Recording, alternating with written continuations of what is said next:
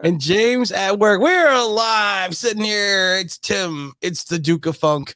It's Online Big Blue. It's Mike Lee smashing that like button already. All right, make sure you hit that like button because you know what? We have a special guest in the house. He's not special. Well, maybe he is special. It depends. Yeah, his mom thinks he is. Special, but not in a good way. His mom goes, he's always been special. Dom, welcome back. It's been a while. It's been how long? I can't even remember the last time we actually even went on a stream or did a stream or any type of stream. Couple of months, I reckon. I mean, to be fair, we've had a quiet off season, right? I mean, that's what you want to see. No drama. You know, that's what good franchises do. I'm not saying we're a good franchise, but it's a good step in the right direction. Oh my God, I got to tell you something. I don't know if it's no drama. I don't know what kind of drama. It's the Dom, says Mike Lee. Oh my goodness. You know, we got two people in the room. we got tons of people in the room here strapping on and waiting to talk about this football Giants. Big Blue forever says Dahmer. You know what, Dom? We've always joked about this. We've always talked about this. When you come on, it's always special.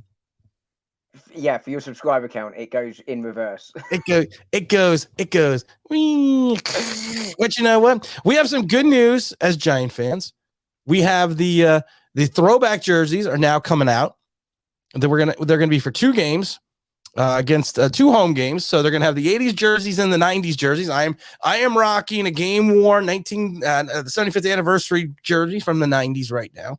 I'm happy about it. I'm excited about it. LJ is coming on in. I'm excited. I'm happy that we have these jerseys coming back. I mean, Dom, any thought process on these wonderful jerseys? I mean, 2 things spring to mind. Well, 3 really. One, the Dominator. They look super swish, right? I mean, you know, I think they look good. I think it's a good decision by the franchise. And they're just, I mean, I can't wait to see us play in those jerseys. Secondly, hopefully it can sort of inspire us a little bit from better times.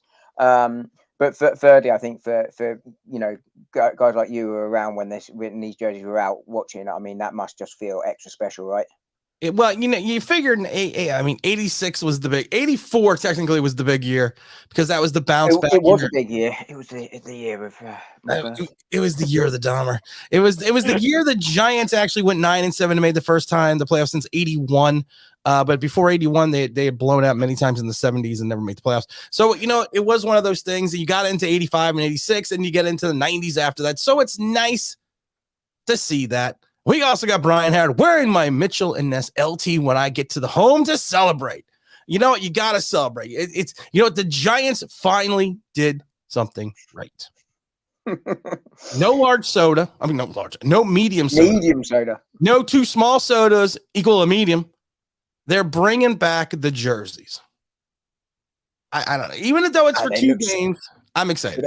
But they look super swish. I mean, super swish. Super swish, man. Super swish, mate.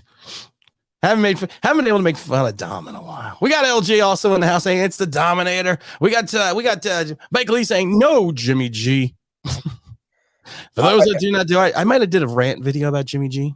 You might have gone off on one about the Garuffalo, because that's what I'm going to call him. He's the Garuffalo because we don't need the Garuffalo. What I love about this comment from Mike is I'm not quite sure if he's like pretending to be Jimmy G's dad. No, Jimmy G, what did I tell you? No, or just does really, really badly does not want him in New York. He does not. He does not need to be in New York. There's no need for him to be in New York. He can come and visit. If he's got relatives, he can come and visit. He can go to the Statue of Liberty. He can go over to, Empire State Building. But stay the hell out of MetLife. That's all I'm going to ask. I'm not asking much for Jimmy G. I'm not. He's not coming. He's not coming. He's not coming because he gets $26 million. Why nobody come? I mean, even if you took the salary out of it, which obviously you can't, I said to you yesterday, I don't see him as a scheme fit. I think he's a player that can perform well when he's got the talent around him, but doesn't elevate the talent, and therefore he's not the right option for us. And I just don't think he's going to be a fit for the scheme that we think Dable and Kafka are going to look to run. So I don't understand the logic behind it. Oh, there's the old bloke. Dominic Palmer. Fancy this. I don't know what that's. Cuff or chuffs? I don't know. I don't know what the hell that is. No rubbish from the lad. Chuffed. No rubbish. No rubbish from the lad. He's familiar with my. He's familiar with my work, right? He must be familiar with it. Jimmy G can stay in San Francisco, says Mike Lee. Keep him there. Yes, the hair is on point today because I knew we were having a special guest today. I knew we were having it. I know he's talking about your hair, not mine, because I literally just jumped out of the shower. And then the laptop wouldn't know. Happy belated birthday, Dom. When was your birthday? Oh, blimey, it's good knowledge, Nicky. It was nearly 2 weeks ago. It was 2 weeks ago. Yeah, so it was very, very recent. But thank you, Nicky. Very kind of you. Well, it was very nice. Good guess. Big J says, "What's up, Tim? The Dominator. Long time no see. You know what? We're almost gonna hit 20 people in the chat. We got some of the regulars, we got some of the friends, we got some of the people here that that are always here. I want to make an announcement. We have it. What are you wearing? That's a little personal, Jay. That's a little personal. I'm not going to talk about what I'm wearing. I am wearing the 75th anniversary throwback jersey. It's a game worn jersey. But you know what? I want to make an announcement. Sorry, his question is who's on the back? Who's on the back? Gentleman's name is Mark Flife. He played with he was a rookie with Michael Strahan. Not a very distinguished career, but he made the league though. But I want to make this announcement, Dom. I want to make this. Hit that like button, please. Smash the like button because we only got 8 likes. What the hell, man? We got 21 people in the room, 8 likes. I'm making a huge freaking announcement here. Everyone knows we are going to be going to the August 21st preseason game against the Cincinnati Bengals. It'll be myself. It'll be James Williams. It'll be OGR Sports. And we're also going to be giving away a game ticket as well. This is going to be in the Coaches Club. And I would like to just say we're going to have a special celebrity coming with us to the game. Now, I wanted Dom here because, when you have a special announcement, you have to have someone, sit there. You have to have a drum roll. You have to have a build-up. You have to have an announcement. You have to have someone like when they have the Oscars, they have someone read the envelope. Someone with gravitas. Someone with gravitas. I'm like, oh, yeah, someone with gravitas. So I'm going to let Dom, because he was nice enough to come on. What's up, Michael? He was nice enough to come on. I'm going to let Dom come on and let us know who this celebrity will be attending the game. Like I said, we will be going on the field. You'll be in the Coaches Club. We're going to be giving away 1 ticket. Dom, would you see if you can throw 40 yards? I am. Throw 40 yards, like 50. So we're going to have to sit here. And Dom, would you like to make the announcement of who our celebrity guest will be for the August 21st game? Absolutely. I mean, it's a big announcement. I'm very grateful to announce the person that's coming, and that is me. Yeah, that is correct. I am flying in from the UK for the game. Massively looking forward to it, and massively looking forward to seeing you, James, and OGR in person. It's going to be great. That is true. The Dominator, the one you all love, is going to be flying in from the UK to the game, and is going to be hanging out at Online Big Blue Casa. And then we are going to go to the game itself. We're going to be in the Coaches Club. We are going to sit there. We're going to show Dom the Americas. What you guys lost after that big war. What you guys don't have anymore. In the days when we had an empire. The days when you had it. We're going to acknowledge the Tuto Super Chat. Massive salute to Tim and Dom. Drop by to pay the proper respect, slapping all them stinky seagulls out the door. Forget about it. What's up, Tuto? We always missed it, Tuto. How's training going? How is training going, Tuto? But we want to talk about this now. Tom, how many times have you been to the Americas? Several times. I've been West Coast once. I've been to New York, Boston. West Coast doesn't count. But been to New York, Boston a few times. My dad used to work in New York, so when I was very young, I don't remember, but I was flying back and forth on an incredibly regular basis. But it's been a few years since I was in the States, to be fair. So when you flew back and forth, did you use those brooms? Did you use at Hogwarts? Is that what you flew in through and back and forth? No, but I did used to sleep in a drawer. He did used to sleep in a drawer. True story. He did sleep. So, I want to get back to the Giants, but I want to talk because I think this is pretty big that you are going to come for a Giant game. This is your first. Is this your first NFL game? It will be my first. Be my first live NFL game because I've never. This is your first live NFL game. Yeah. You are staying at the Online Big Blue Casa. Yep. I jokingly told Dom the other day that James Williams came out to the house, and I jokingly told Dom today, James Williams got alive. So that should make you feel better. I know. I was shooting for getting out alive. And Dom's response was, "I'm incredibly getting out alive."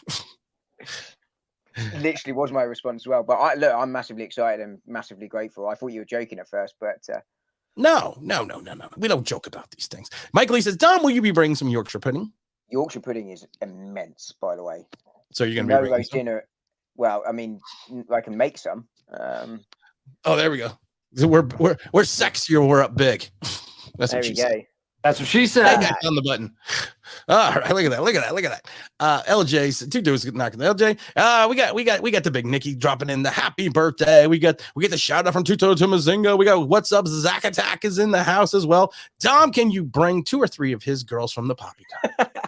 Can you bring the Poppycocker girls down? I'll see what I can do. I'll give Chardonnay the night off. You got to give Chardonnay done. Mark Stewart is in the house. Big Mark. I miss Mark. I miss it. I love when we get to do old games because it's like old home week here. We got the big El Gigante jumping in. And the 2 amigos are back. What's up, chat? Those who just jumped in late. The big announcement was the Dahmer, the Dominator, Dom Meister General, the guy from the other side, the other side of the pond, is coming to the pond, this side of the pond. We'll be there for the August 21st preseason game against Cincinnati Bengals. We will be giving away 1 ticket to the Coaches Club. You get to hang out with me, get to hang out with James Williams, get to hang out with OGR Sports, and you get to hang out with the Dom. Dun, dun, dun. Now, you're going to be able to know who we are when you go to the game because I have special jerseys made. And they're actually baseball jerseys. And they front will say they're all black. Well, actually, they're light blue. They say Online Big Blue and White. The Poppycockers logo in the back. On the sleeve, and then you have everyone's nickname on the back. Which one of my many did you go for? I was gonna say, Dom, would you like to guess what your nickname is on the back of that jersey? I mean, it might get banned for bad language. Would you like to guess what your nickname is on your jersey? I mean, I'm gonna go with Doma, but I mean, it might not be. It could be numerous. Nope. Oh. We have James Williams going as Quint from Jaws.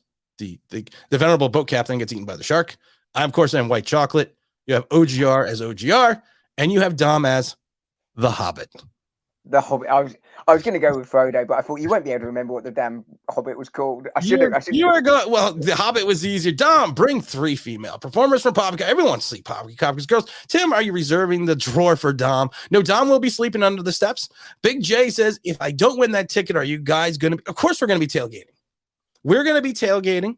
I'm excited by this because this is not something that happens in this country at sports events. Partly because it's always cold. No.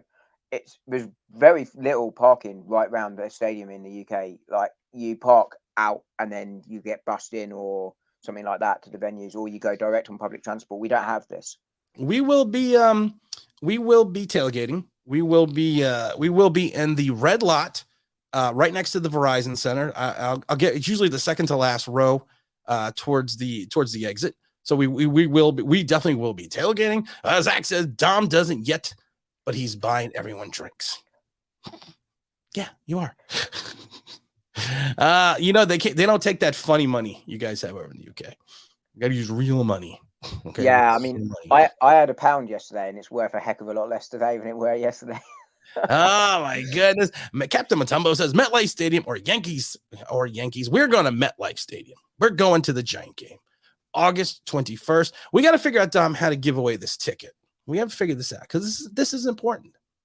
You get to hang out with me, James, OGR, and you, which you probably probably not selling it. Let's leave that. Probably will mean we won't get rid of the ticket. But we had to think of a way to do this. Mike Lee says draft, baby. Yeah. Think you go draft, baby. Yeah. Took me a second. It's been a while since we've been operating this big I am board here. bringing with me one of those machines that print out labels, and I'm labeling. You're bringing me a labeler. So Giants, I thought Dom was white chocolate light. That's what she said. More the Milky Bar kid. I like that. Dom is the kid on the milk carton. That's what Dom is. Big Blue L says, "Sup, fellas? Can't wait for the Houston game. I'll be there." The Houston game. Who are we playing in Houston? You're going to the Houston Texans game?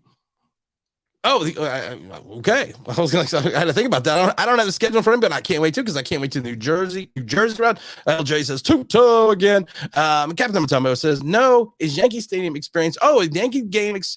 I have not been to the new Yankee Stadium. I've been to the old Yankee Stadium, so I can't talk about that.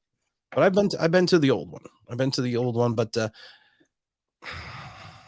yeah, I don't want to break Dom's confidence, but that life's kind of it's all right. I love the video you sent me, and it was literally water pouring inside the stadium. Yeah, I sent Dom a video from the last game I was there, and we were in the tunnel because they brought we were on the field and they brought all the players off because it was a lightning storm and everything else. So it was literally just water just cascading down the steps. And you could see we were in the tunnel, so you could see it coming down from the tunnel. So, and worse is the players' tunnel, right? You'd think they'd take a little bit more care. You think they would take a little bit more care? No, not whatsoever. Big Blue says, "Love the G-men are bringing back the old." We love that they're bringing back the old school uniforms. We love that, Dom. Right? We think that is something special. It looks super good. I like Mike Lee says, "Tim, the word you are looking for is dump." Actually, I was trying to be nice because I'm getting back my Giant season tickets, so I'm trying to be nice. That's exact as the best. MetLife feels too corporate. We have training camp starting the 26th. Rookies reported yesterday. Some rookies reported yesterday, and some veterans, but you can't do workouts. You can't go on the field. Basically, it's just you can do classroom stuff. You can do conditioning. That's it. But the gist of the team returns on the 26th of next week, Tom. The 26th. That's only a week away. Less than a week away. Well, it's a Wednesday. So when not by my calculations, it's not. It's Tuesday. Well, all right, shut up. Shut up. Don't make me look bad. What is you have this, we had a weird off season. We really did. We had no money. We still brought in some players. Did we bring in players that were hyped, big names? Did we bring in players that people were like, ooh, we got such? No, we got guys that are either, potentially could be system guys coming off injuries. What is your? We got guys we had to Google. we had guys we had to Google. Zach was straight on it. He had all the information within 30 seconds. The Googler always has that information. Is there something? What are you most looking forward to? The start of this training camp. What is as a Giant fan from the other side of the pond? What is the one thing you are most looking forward to at the start of this training camp? The press being admitted. We don't know that's going to happen yet. We don't know that's going to happen yet, to be honest. I mean, look, you're always excited, right, to see the rookies. I think there will be certain positional battles, some that we can probably predict now, some that we can't, that will come through and see how they go. But I mean, the rookies are most exciting. But I think the other thing is just to see what kind of drills they're looking to run, see if we can get any sort of firmer clues on particularly the offense that we're going to run. I think the defense is fairly set. I think we know what it's going to do. He's going to run that aggressive defense regardless of whether he's got the personnel to do it or not, and just start settling in. But yeah, they're probably the three things I'm most looking forward to is rookies, those player battles, particularly as we get through camp towards, finalizing that roster and going through preseason stuff. And then, as I say, just seeing what that offense looks like. I'm not expecting it to really be a firework display. I think it will be more aggressive, but I don't necessarily think it will sort of result in us suddenly going, we're a top 10 offense all of a sudden, because I don't think we've got the personnel for it. But you're just looking for that system to improve and the players to get better, hopefully. I just posted on the bottom. Dom will be going with us to the August 21st Giants preseason game. So those that jump in late will know this. I'm looking at certain players, and I'm seeing. I did a player profile today on Yusef Corker, the safety out of Kentucky, 6'1", 203 pounds. I'm curious to see with this kid, because you got so many people out there that are like, "Wow, this guy's gonna be all right. This guy's gonna be a stud. This guy's gonna be so great. This guy's gonna start alongside Xavier McKinney." Here's the problem: he's an undrafted free agent. You are not an undrafted free agent. Oh, Mark Stewart, I'm going to be at training camp next Friday as well. You are not an undrafted free agent for a reason. He's a kid that is he is a good in the box player. He's a thank you, Big Blue. I see on the bottom. He's a thumper. I use that word today on the video. He's a thumper. He's a snot bubbler. He's a guy that can wreck you. He can be technically proficient when he tackles, but he has a problem with staying with consistency in his technique in reference to tackling. But he's a guy that if you put out on an island, he's going to get destroyed. It's all that in college. I made the comparison that Peppers, while he has similar traits, was able to stay in coverage and hold this coverage a little bit better. But I'm curious to see what this kid's got, because of the fact there's been so much expectation. There's been so much hype for an undrafted free agent that I don't know where to go with that. So you hope, Dom, that he can be something, be someone, be a player. And I feel bad that if he's coming in as an undrafted free agent with all this hype, that if he gets wrecked and doesn't play well immediately, what it's going to do to this kid's psyche. So I'm a little curious about that. Yeah, it's an interesting one, the safety room, because I mean my first question really, well, yeah, Julian Love and Xavier McKinney are doing this. But you look at the room, right, and you've got the likes of Dane Belton in there, who you'd probably expect to make the roster. But if there's an area of a team that an undrafted free agent has a chance of making, it's in the safety room. To be honest, but I don't think he's going to be starting. I would be surprised to see him start day one, but you never know at all. But like you say, if he's starting, then that is a bit of an issue area for the team going into the season, and we know the secondary. Well, the corner also. There have been guys that have come in as rookies who have started, who have played a major contributing role.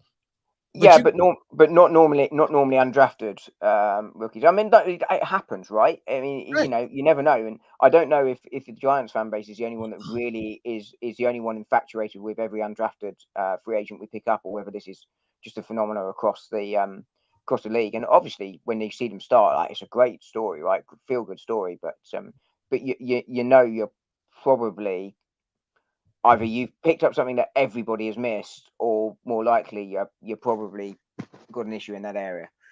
You know what? There has been a chance with 31 other teams have made mistakes. Let's run through some of these chats. We got Big Blue saying, Tim, no Eli throwback jersey. I got my Eli regular jersey. I'm not calling it a throwback jersey yet. He's only been retired a couple of years.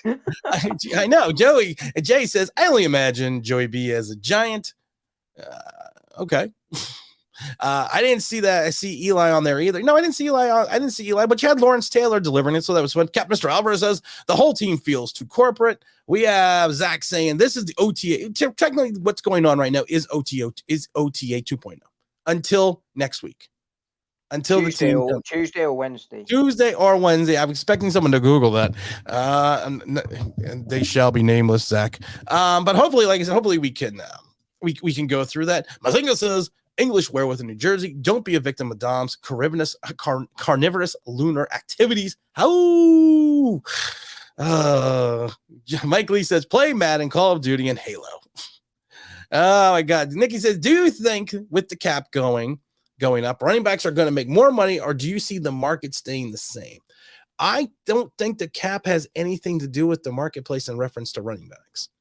I think what is happening is teams are balancing in different directions than the running backs. We are more of a passing league now.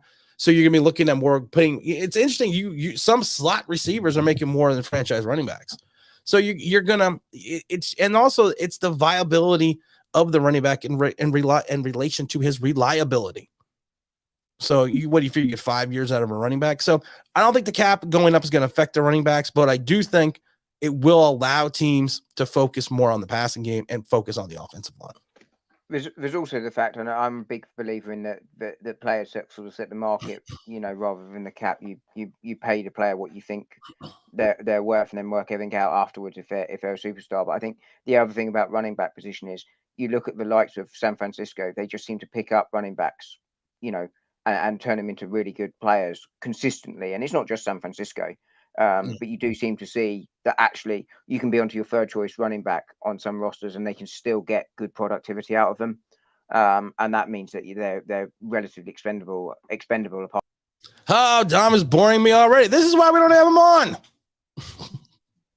I'm sorry, I had to. It had been a while. And I was delivering in a monotone. You know what you say when it's been a while? That's what she said. Oh my God. Captain Matumbo says, got the 20. It's the 27th. So it is Wednesday. Trading cap spot. So it is Wednesday. So I was right. I just got the day. You also said it was the 26th, but I know I got the day wrong. Got the day wrong. Jay says, you got the day right. You got the date wrong. How about the house that Hoffa built instead of MetLife? That, of course, is the homage to the rumors of Jimmy Hoffa being buried in the left corner of the home field end zone, which has been proven false, but that's okay. Big City Empire Sports. We are the Giants. We are the New York Giants. Some say we must be great. Pasadena is our business. Super Bowl. Just can't wait. Sorry, I had to pop and lock there for a minute. Mark says, I'll be at the training camp next Friday. I will be at training camp next Friday as well. If you see me, do this. Some reason, is no one allowed to speak in your presence? They just have to use. You are not allowed to speak in my presence. It's like talking to the Queen. You have to address me as Your Highness. Big Blue Sports. Can we please have? It's mom as in harm, not mom as in ham. Just so you're aware. Really? Because she sells by the seashore. Big at Blue Sports Empire says, can we please have the 80s and 90s jerseys back permanently? That would be nice. I'm not gonna lie, that would be nice. Mark says, can't wait to see. I'm gonna be looking for you, Mark. There's a couple people that I know are gonna go Friday. That's why I want to go Friday. Because I want to see some people. I want to chat with people. I want to talk to people. I want to do like a man on the street thing. Get a little camera like this. Huh? You love talking to people. I'm going to forewarn you, Mark, and whoever is there. I'm going to forewarn you. I talk a lot. And I'm a hugger. Just letting you know, I'm a hugger. I told James Williams that. James Williams shows up at the house, and I said, brothers don't shake hands, brothers hug. From a movie. But I'm a hugger. I can't wait to see everyone. Did he come with like this sort of self-created, like, straps over the shoulders and big hula hoop around him so that you couldn't get close enough? He should have. He should have.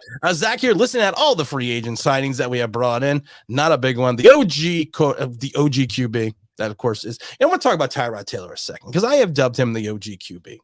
Because he is. He's an old timer.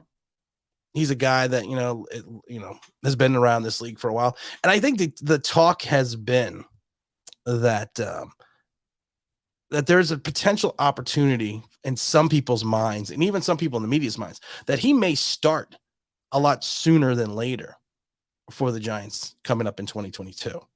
Now, I personally think if he's starting by week 3, things have gone so horribly wrong that I wouldn't be happy about it. If he came in like week 10 or 11, I'd feel more comfortable about that. But Dom, what do you think about the Tyrod, the OG QB? I think he probably is a player that fits the way that Dave was going to want to play going forward better than Jones. I think, I've said before that I wouldn't be shocked to see Taylor start day one, but that was when I was quite convinced that Daniel Jones wasn't going to make it back from injury. But I'm not shocked if Taylor takes over at some point in the season. I wouldn't be shocked if it was around Halloween, Right. Because I don't think that Jones is going to play the way that Dable wants to play, and I don't think he's going to have the quality he's looking for. And while I don't think Taylor has that, I think we'll start to transition more towards a quarterback style we want to help the rest of the team transition for us looking for that quarterback style in the future, so that we can get used to playing that way. So I'm not shocked if it's around Halloween. Jay says, I hope the kid from Kentucky turns into Everson Walls. Everson Walls started out as a cornerback. He played safety and quarter for the Giants in 86. He's not going to be Everson Walls. Everson Walls was actually a very good corner. Was an excellent corner from the Cowboys. So he's not going to turn into that. I have to type something else here. Ticket. We're going to do ticket giveaway info to come. Luckily when you've worked out what it's going to be. I have no idea how we're going to give this ticket away. I want to do something special. I want to do something different for giving this ticket away. Because honestly, the Coaches Club is the video I sent you for the Coaches Club. How excited did you get when you saw that video? Very excited. Even my wife was like, "That looks good." It's a once in a lifetime experience. Oh, 100%. I mean, especially not just for you. For you, maybe a little bit more because you literally are, flying across an ocean to get here. I mean, but it's a once in a lifetime experience. It is something that is, and I've always said this, that if you're a true Giant fan, I recommend it. Not only is the food awesome and you're going to eat everything you want, but it's the whole experience. It's the whole thing about being able to be on that side of, on the end zone, on that side of the field. It's that whole thing. It's that whole, it's being behind the player's bench. Like I said, that's where I got Jason Pierre-Paul's skull cap that time, because you literally yell at the players. They come over, get autographs at the end. I mean, you go on the field at the end, which I will be dropping my 40-yard bomb. But I mean, it's just one of those experiences. We just got to think of a way to do this. We got to think of a big way, Dom. I'll tell you what, if you throw that 40 yards and whoever it is catching it drops it, I feel for them. James Williams is going to be catching. OGR I couldn't remember if it was Joe or James that was catching. OGR is going to be recording. You are going to be the ball girl. So everything's good.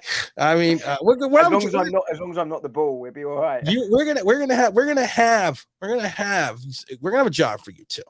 Mike Lee says, if he's starting day one, we have serious problems. We have serious problems. There's something seriously wrong here if you start starting that day. Christopher, hey Tim, hey Dom, what's going on? He says, hello to everyone in the chat. Let me see here. We got Big J dropping in saying, I'm praying the O-line stays healthy this year. Jay, why'd you bring up the O-line? I was in a good mood. I was in a good mood. Why'd you bring up the O-line? I was in a good mood. I was having fun. What the hell's wrong with you? Jay's gone fishing and caught a big old fish. We're bringing back 1 out of 5. You have a rookie right tackle. You have a center that's taken 300 snaps and has missed multitudes of games in 2 years. You got a guy and isn't a center. Who isn't a center. We got a guy who's coming over to play left guard from Indianapolis, who was a flame out his entire career, except until he got to Indianapolis and almost got benched last year. And then we have X. We have Terminator X sitting there at right guard. And I'm not talking the roll on. What could possibly go wrong? I'd be more concerned about other areas of the pitch for injury, corner particularly. I had fear and trepidation last year when we had all the rookies, not all the second-year players coming back and all the third-year players coming back, that we didn't need to go out and find anybody. Screw that. We have all these guys in camp. Matt from Connecticut, look at him. He bulked up. Hurt his back too, but he bulked up. We had all these guys. No, it made me sad. I'm not as sad right now for this, but I'm concerned. There is a modicum of concern. Dom, am I crazy? I think those first few weeks are going to be, like the door at Macy's. It's going to be revolving, because I think that it'll be a settled team, but I think it's going to really struggle early on, if I'm honest with you. But what I am excited about is the 2 tackles. I think, that will take a little while. Neil and Thomas. Now, yeah. Thomas is coming off another ankle surgery, another surgery. Do you think he's let's give the big salute out to the OGR Sports in the super chat. I finally got the chance to tune in. Let's go back to the 90s and 80s jerseys. We're already there. We're already living large. But do you have concerns about Andrew Thomas in reference to health? I think ability wise, no question on ability. He could be all pro left tackle. Yeah, But and he's had injuries in both his previous seasons, right? And they're he's sort of played hurt sim. too. So he's a tough kid. He's played hurt. Yeah, Give him credit for I that. mean, I mean, I don't have concerns in the next 5 years, 6 years. Do I necessarily think he'll have a long career? No, I think injuries will take their toll and he will get old before his time. But no, I mean you have to, but you have to at the moment factor in that he's potentially missing 2, 3 games a season at the moment because that's what history suggests. But it's a 2-year history, and maybe it's just some of the growing pains, adapting. And putting those extra strains in his body as he comes from college to NFL. Right. That's what you've got to hope. Don't forget, these kids have been playing since Pop Warner. These kids have been playing 3 years before they even got into JV at high school and then went into varsity, then dropped another 3 years in college. I figured it. I was figuring it out. I did it on one video. So you figure I had 2 years of Pop Warner. I had 4 years of varsity. So that's already up to 6. So I was almost 10 years. I was 9.5 seasons or 9.5 years. That's a long time to play. And I didn't even play I didn't even play 4 years in college. But you got these guys that are sometimes playing. They could be playing 10 years before they even get. Ron Dane, the running back to me out of Wisconsin, who was the Heisman Trophy winner, to me was worn out. Archie Griffin, the 2-time Heisman Trophy winner back in the 70s, who went to the Bengals, was worn out before he even got into the league because of the fact that he had played so much and ran the ball so much over those years that it's difficult to sit there and you have to salute, like the Tuto salute. You have to salute the guys who are able to have these 15-year, 10-year careers. And like you, I kind of do worry about Andrew Thomas a little. Yeah, I mean, I don't see him playing. I don't see him playing in 10 years' time. Certainly not to the level that he is now. But like you say, the hope is that it's just slightly still just growing into the last of his body as he adapts from college to the NFL. But I think that might be a forlorn hope. Jay wants to know, is Kayvon injured? Kayvon, they say his hip is 100%. That he's 100% and he'll be ready to rock and roll. I'm curious to see that as well. Jay wants to know, do you think the league will increase the salary cap at some point? Not during the season, but yes, they will increase the salary cap during the CBA, but they won't do it during the season, of course. Tim is the man, people. Make sure we got more than 30 likes, but I appreciate that. Air hugs. No, I don't give air hugs. I'm a hugger. I admit it. So you know what? If you see me at training camp on Friday, I would run. Of course, I might chase you down. Just throw that out there. Just throwing that out there. Let's see here. What do we got here? Captain Matumbo says, how much freedom do fans get on training camp day one? We get to no locker room access. Training camp isn't like it used to be. Basically, now what you do is they have like a little thing in the parking lot where you can see former players, get some autographs. And then at the end of the training camp, they have like a tent that the players go in and they're kind of surrounded like it's honestly like I think I jokingly told Will Hernandez one year, it's like a petting zoo. They all come up to you, and I'm like, this is just weird. Because back in the day when I was at training camp, you had access. You just hung out on the fence. But there's not as much freedom as they're used to. And we have to acknowledge the pimp named Slickback. How's it going, fellas? Tim, do you think the Knicks should gut the farm for Donovan Mitchell? I'm a little worried about sending 8 picks, though. We're not sending 8 picks for Donovan Mitchell. Here's what we're going to do for Donovan. The Jazz wanted the Statue of Liberty, the Brooklyn Bridge. They wanted a little bit of Wall Street, and they wanted 4,568 bagels plus 8 draft choices and everything. No, the Knicks are smart enough to understand that they have 8 picks to trade right now out of their 11. Maybe they send 2, maybe they send 3, but they can't send both Quickly, Grimes, Toppin, and everyone else because you can't gut your bench. I think Leon is playing it smart. And I think we need to, I think we need to, as Knick fans, understand that. But let's get over here to Mike Glenn. Mike Glenn says, I finally caught a live stream and it's Mike Glenn in his house. Oh, Dom, it's just so exciting. Just so exciting. RVFD says, don't bring up the O-line. He's going to go on about Glowinski being almost bench, a center less than 300 snaps, career snaps, and a left guard with all improvement. I did. You did. A fairly accurate summary. It's a fairly accurate summary. Yeah, but I did. Let's see here. Vinny G says he's worried about the whole team's health. Sorry, one sec. The next comment after that previous one was, he beat me to it. I saw that. I did see that. We did not get rid of our medical staff. We changed our strength and conditioning coach, but everything else medical wise is still in place. That's been there for like the last 6-7 years. You thought they might have moved on from some of these people after all the injuries we have occurred over the last 6-7 years. I mean, at least on the plus side for the medical staff, at least our starting quarterback last year didn't go and seek expert opinion outside of the Giants organization for his neck injury. Oh no, wait, he did. Oh my goodness! Nice try, Mike Lennon. We all know it's really you with the fake profile pic. Who's Mike Lennon? What am I missing? I don't know. I've not seen what that is, but I think he means Mike Glenn. Okay. Oh, it is Mike Glenn. I get it now. I get it. Yeah. Mr. Alvarez says, I know Dalvin Tomlinson Viking contract is done after this upcoming season. Should the Giants try to bring him back as a free agent? They're not going to bring him back. I think it'd be smart to try to bring him back, but they're not going to bring him back, Dom. But because the problem is also you just picked up Dexter Lawrence's 5th-year option. So you can't have Lawrence, and running this 3-4, you can't have both Lawrence and Dalvin Tomlinson in the fold. No, not even if you had Tomlinson at nose tackle, or do you think that's where we're going to try and move? That's where you're going to have to put Dexter. The problem is with this. He's not a nose tackle though, is he? No, he's not. I mean, do you not try Davidson instead? Well, DJ Davidson, we're probably going to get a shot as well, because there is no. I mean, to me, DJ Davidson, who's a little bit older, coming in the league. I think he's 27. I was going to say 26. I was going to say 26. I think he's 27. Start of the season though. I think that he is going to be your most applicable player to put in that position. He would make the most sense. But again, are you going to really rely on multitudes of rookies to play in an attacking style defense? Oh, no, he's younger than we think. He's 24. Oh, he's 24. Oh, blimey. He's 24. My son has this hat, and it's it's like a safari hat, and one side comes up.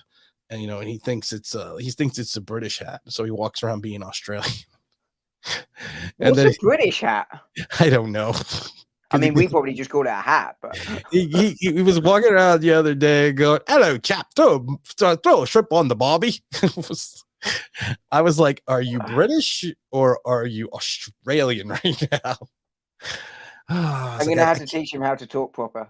You are going to have to teach him how to talk proper. Someone asking, Mike Glenn says, with an improved O-line, will the team be more aggressive scheme for Andrew Thomas? The line was so bad he could literally attack any other position and have success. My problem with I don't think you're really, Dom, I don't think you're really being overly aggressive or being aggressive with Andrew Thomas because it's fitting within a scheme. Unless you plan on, unless you plan on doing something crazy with him, like have him play tight end and catch a touchdown pass, that would never happen. But I think the whole issue is you need to play within the scheme, and I don't think one player is going to be more aggressive than anyone else, even with or without Andrew Thomas in the lab. I think it has to be all part of it. We have to hope that while the talent we have in certain positions are not what we would refer to as elite. Thank you. I was waiting for you to throw out a word because I couldn't think of it. You hope they play well together as a unit. I always go back to the 86 team with the Giants, why they had talent. You had Brad Benson, you had Carl Nelson, you had Bart Oates, you had William Roberts, and you had Bill Ard. And also Chris Godfrey at times. They were called the Suburbanites. They while they didn't have the massive amounts of talent at that point, Bart Oates to me should have been is an all-time Giant, but they played better. They played well as a unit, and I think that's what we have to hope this line does. I think it's. I was going to say the two lines are how I see them. I think it's the collective rather than the individual. Obviously it helps if you've got Aaron Donald on your defensive line or something like that. But you're not going to turn it down, but it's all about how they gel. They have to gel as a unit, and sometimes the sum of the parts can raise it up. And you're right. I think that's what you've got to hope for here, and that you can find 3 or 4 to bring back next year to, because they've played well enough, as opposed to because we're just bringing them back. Good question from Captain Matumbo. I'm gonna change his name to Admiral Mutombo. He's been promoted. He's been promoted. He's been promoted. Permission to come aboard, Admiral. Eagles secondary overrated. No, I don't think so. You got 2 lockdown corners. You technically could be having. You got big play Slay. You got Bradbury. You potentially have 2 guys that could lock down the outside. They got some good safeties. I would like to say, Dom, that they are overrated. They're not. They're taking the East this year, and that's a very good secondary. So I don't know if they're taking the East, but we'll talk about that in a minute. Zach said there's no true nose tackle. I think DJ Davidson is a true nose tackle, but again, you are relying on a rookie to come in. You may have to rely on Belton to play safety. You might have to throw in McFadden, into the linebacking core. You may have to throw DJ Davidson in there as well. Cordell Flott might have to play an extended period of time. You can't have these many rookies. Even if you play Robinson, he's not exactly vastly experienced, right? Right. And you're exactly right. There's no issue with playing rookies. No. And there's no issue with starting rookies. The issue is going to be how many are you starting? Right. There's 22 starting spots. If we play 5, it's nearly 25%. I knew that, and I was going to give the math. What the hell's wrong with you? I was just, saving you from embarrassing yourself. I was going. You're about 52 years too late. I'm going to say this. I'm going to say this right now. If we have 6 to 7 out of those 22, if we have 6 to 7 starting players that are rookies on this team, we're in a lot of trouble. Yeah, I mean, you got to think. I mean, 5 would be a conservative estimate on how many we're starting, right? Right, exactly. Dom, you have to hold down the fort a minute because I got to run upstairs real quick. You have to hold down the fort a second. Dom's gonna talk this. I'm gonna mute my. I know I'm gonna turn off my camera a second. And Dom, take over. Oh dear Lord. He never gives you any warning about this either, does he? But there we go. British. Oh dear me. British hat. I'm going to Google this British hat that's there. But no, I mean, to continue the rookie thing, Tim's absolutely right. This is a team that's going to play a lot of rookies, and that doesn't bode well for a winning season. But it's the thing I've said regularly, and Tim said regularly, and I think most Central Giant fans will say is you just have to accept that this is a season where it's not about the wins and losses for once. It should be always about that, but it's not about that this season. But there we go. I'm going to try and go down the chat. Obviously, I don't have control of the chat, so I can't make it come up on screen. But let's go. That's a good one. Tim, when you throw, make sure someone from the team sees you, since Taylor and Jones will both be injured. You might have the mobility of Eli, so here's your chance. Tim, if Tim is taking snaps under center for us this year at quarterback, we are really screwed. Are you back, Tim? Or you? You know what? I left with 38. We're down to 26. And you're down to 20s, yeah. By the way, we're down to 26, Dom. By the way, I love the next comment. I just read it out. I was like, you could be starting quarterback for the Giants next year. I'm playing center. Someone's got to. Why not? Why not? What is this? Let's see. Jason says poppycockers, buy one, get one Wednesdays, 4 to 7. That phrase is trademark, not to use the outside position, Ricky Bobby. Damn it. Make the bat. Oh yeah, I found the button, because you know what, guys, it's time for the best place to go to on the West End. If you are looking to get your poppycock, there's no better place to go to than Poppycockers. Tom, it's 2-for-1 troll nights, and that's every night in the month of January or July. So head up to the Poppycockers. Sorry. I'm a bit worried about coming to a stage because I've got to leave Urban in charge. That's true. That's true. RF says, Tim, I love this one. Tim, when you throw, make sure someone from the team sees you, since Taylor and Jones might both be injured. You might have the mobility of Eli Manning, so there's a chance. There's always a chance. No, you know what's scary? I don't have the mobility of Eli Manning. I don't, not anymore. I think Dom has the ability of Eli Manning.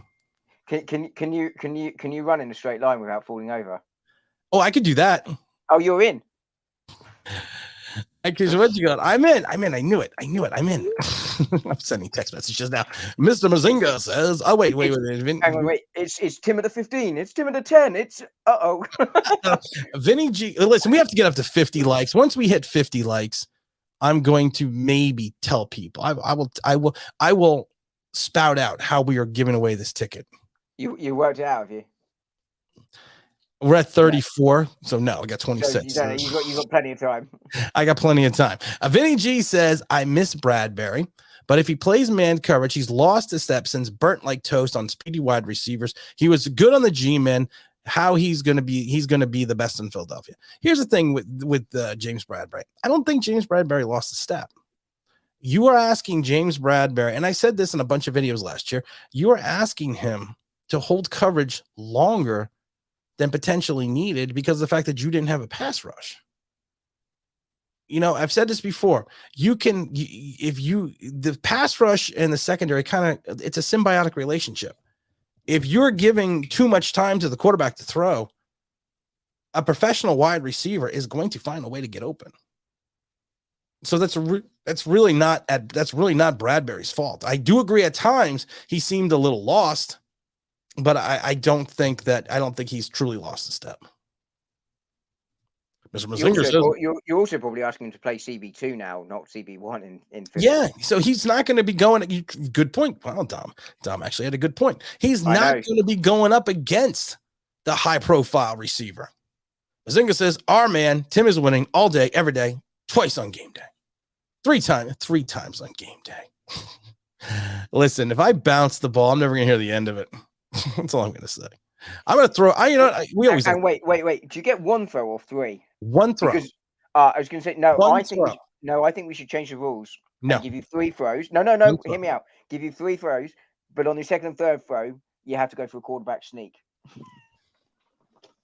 That's what she said. I mean, one throw, because that's about all I got in me. One throw. Well, lying. You know what the problem is? You're going to be there. We're tailgating. We're in the coaches club. We're going to be there for like 7 hours. There might be some drinking involved. I hope so. There might be some libations flowing. We have a hotel, so there might be some libations going on here. So, that late in, I might be lucky if I can stand. Zach says, I hope Roche. Well, James has got to catch it. I know, James. I didn't think about that. James has actually got to catch it. I hope Roche having been drinking for 6 or 7 hours. Oh, I know. That's gonna be interesting. But I hope Roche and Aziz play together a little bit more this season. Since I'm just adding Z's to everything. Have you been drinking now? I think I have, but let me see. Maybe a bit this season, since good things happens when they're on the field together. I agree 100%. I don't understand the philosophy of not putting, especially in the last like 6-7 weeks, not playing Aziz and Roche extensively. I've said this before. If you look at the snap count for Ojulari, it didn't go up tremendously. He was still playing like in 60-70% of the snaps, if not even less at times. Why not put him out there in 80-90% of the time? Because he's your guy. And I said I thought he was going to win the defensive rookie of the year, not because he was going to be the best player, but he was going to be the player most on the field. Boy, we were like, we didn't get that Parsons guy though. I know. I mean, what a bum he was. But I mean, as well. The thing is, at that point, your season's over, right? Right. You know, at least go and do the right thing for the club. I mean, if at this point you're the head coach, you think I'm either getting fired. Well, at least let's try and do something right for the organization, so I've got some kind of legacy, because I've got no other good legacy. Or alternatively, and he was deluded enough to think he was keeping his job. Well, why don't I set us up for next year then? I mean, it made no sense, and the guy was running hot as well towards the end of the season. Right. So why, who are these people? Ronnie and Reggie Cray. They were London East End gangsters who thought they were like the mafia, but were like basically amateurs in comparison. But they ran the East End for a decade or so in the 50s. I would have thought maybe the 60s. Yeah, right. I want to talk about that. Todd Taylor says Bradbury had a down year, but everyone else did as well. Team sucked as a unit. Great point. Awesome point. I put the link in at the bottom of the comments or in the comments. If you want to join in, if you're hanging out there and you're like, I want to talk to these guys, because you know what? You have to convince me, because we're only up to 36 likes. I'm not going to tell you how you can win this ticket till we hit 50. 1, 2, 3, 4, 5, 50 likes. And you wonder why I do the math for you. You have to. Damien says, yo, we're back in the saddle again. What's up, Mr. Jackson? Hope you're doing well. I haven't seen Damien. I tell you, I had a great time a stream with James. It was a last minute thing, but it was like, first of all, if anyone watched it, it was freaky, because even people sent me emails about it. It was freaky because you two were sitting next to each other. I'm like, well, we're kind of sitting next to each other right now. I want to know what you put James sitting on, because he looked like he was sat on a bucket or something. That's about what it was. Don't have a lot of chairs here in the Big Blue office. Don't have a lot of chairs. Todd says, so you're saying they might launch it into the sideline seats? I might put it into the sideline seats. I'm going to tell you this right now. Dom. I'm lucky if I don't bounce it at the 5. I've been practicing. I've actually went out to the local high school field, and I stood on the 35 and aimed for the corner of the end zone. And you know what? I got it there every time. Of course, I was driving my car, but I got it there every time. Dropped it right off the lanes. I thought you were going to say I was aiming for the other corner, but hey, listen, I'm just with everything, with the drinking going on, I'm just going to go for the one in the middle. Damien says, this is a team. Okay, Dom, not a club. This isn't poppycock. Yeah, I did, in fairness, call it a club, not a team. You did call it a club. We call it club. We call them clubs over here. Awesome movie. The movie, the Cray Twins was a movie. Yeah, there's been plenty of them. Yeah, there's been some really good ones. The latest one was very good. It's worth watching. I like Boondock Saints. Don't like the second Boondock Saints, but I like Boondock Saints. Mike Glenn says, if Tyrod Taylor looks good during the preseason, how many losses before the Boo Birds come out and call for Tyrod to start? I'm going to tell you this. I'm going to tell you this right now, Dom. I am making this prognostication right now. If Daniel Jones has a bad half in Tennessee, the Giants may feel the need to pull him, and they're going to be on the road. They might hear the boos from the tri-state area. This is where you say something witty. Well, that would be a first. That was witty. I mean, I don't see it being the first game. But I mean, Dable's got no ties to him. Right, that's what I'm saying. And it'll be a big test, actually, as to how much interference there is still from Mara. If Jones had a terrible preseason and goes, say, the first 2 or 3 games playing badly, and he's still in the side, I'm not saying it will be because of Mara, but it'll be very interesting. But I genuinely am hopeful that he's less interfering than he has been. And I'm not shocked if Taylor's in. Certainly by Halloween, that wouldn't shock me at all. Hold on, I'm trying to get... Is that your Elvis impression? All right, baby. Hold on, baby.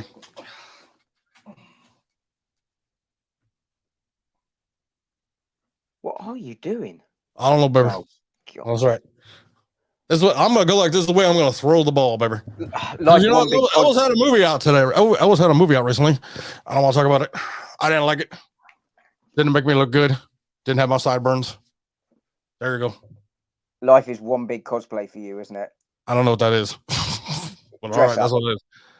Why don't you just say life is one big dress up? If you want to say life was one big dress up, I would have got that.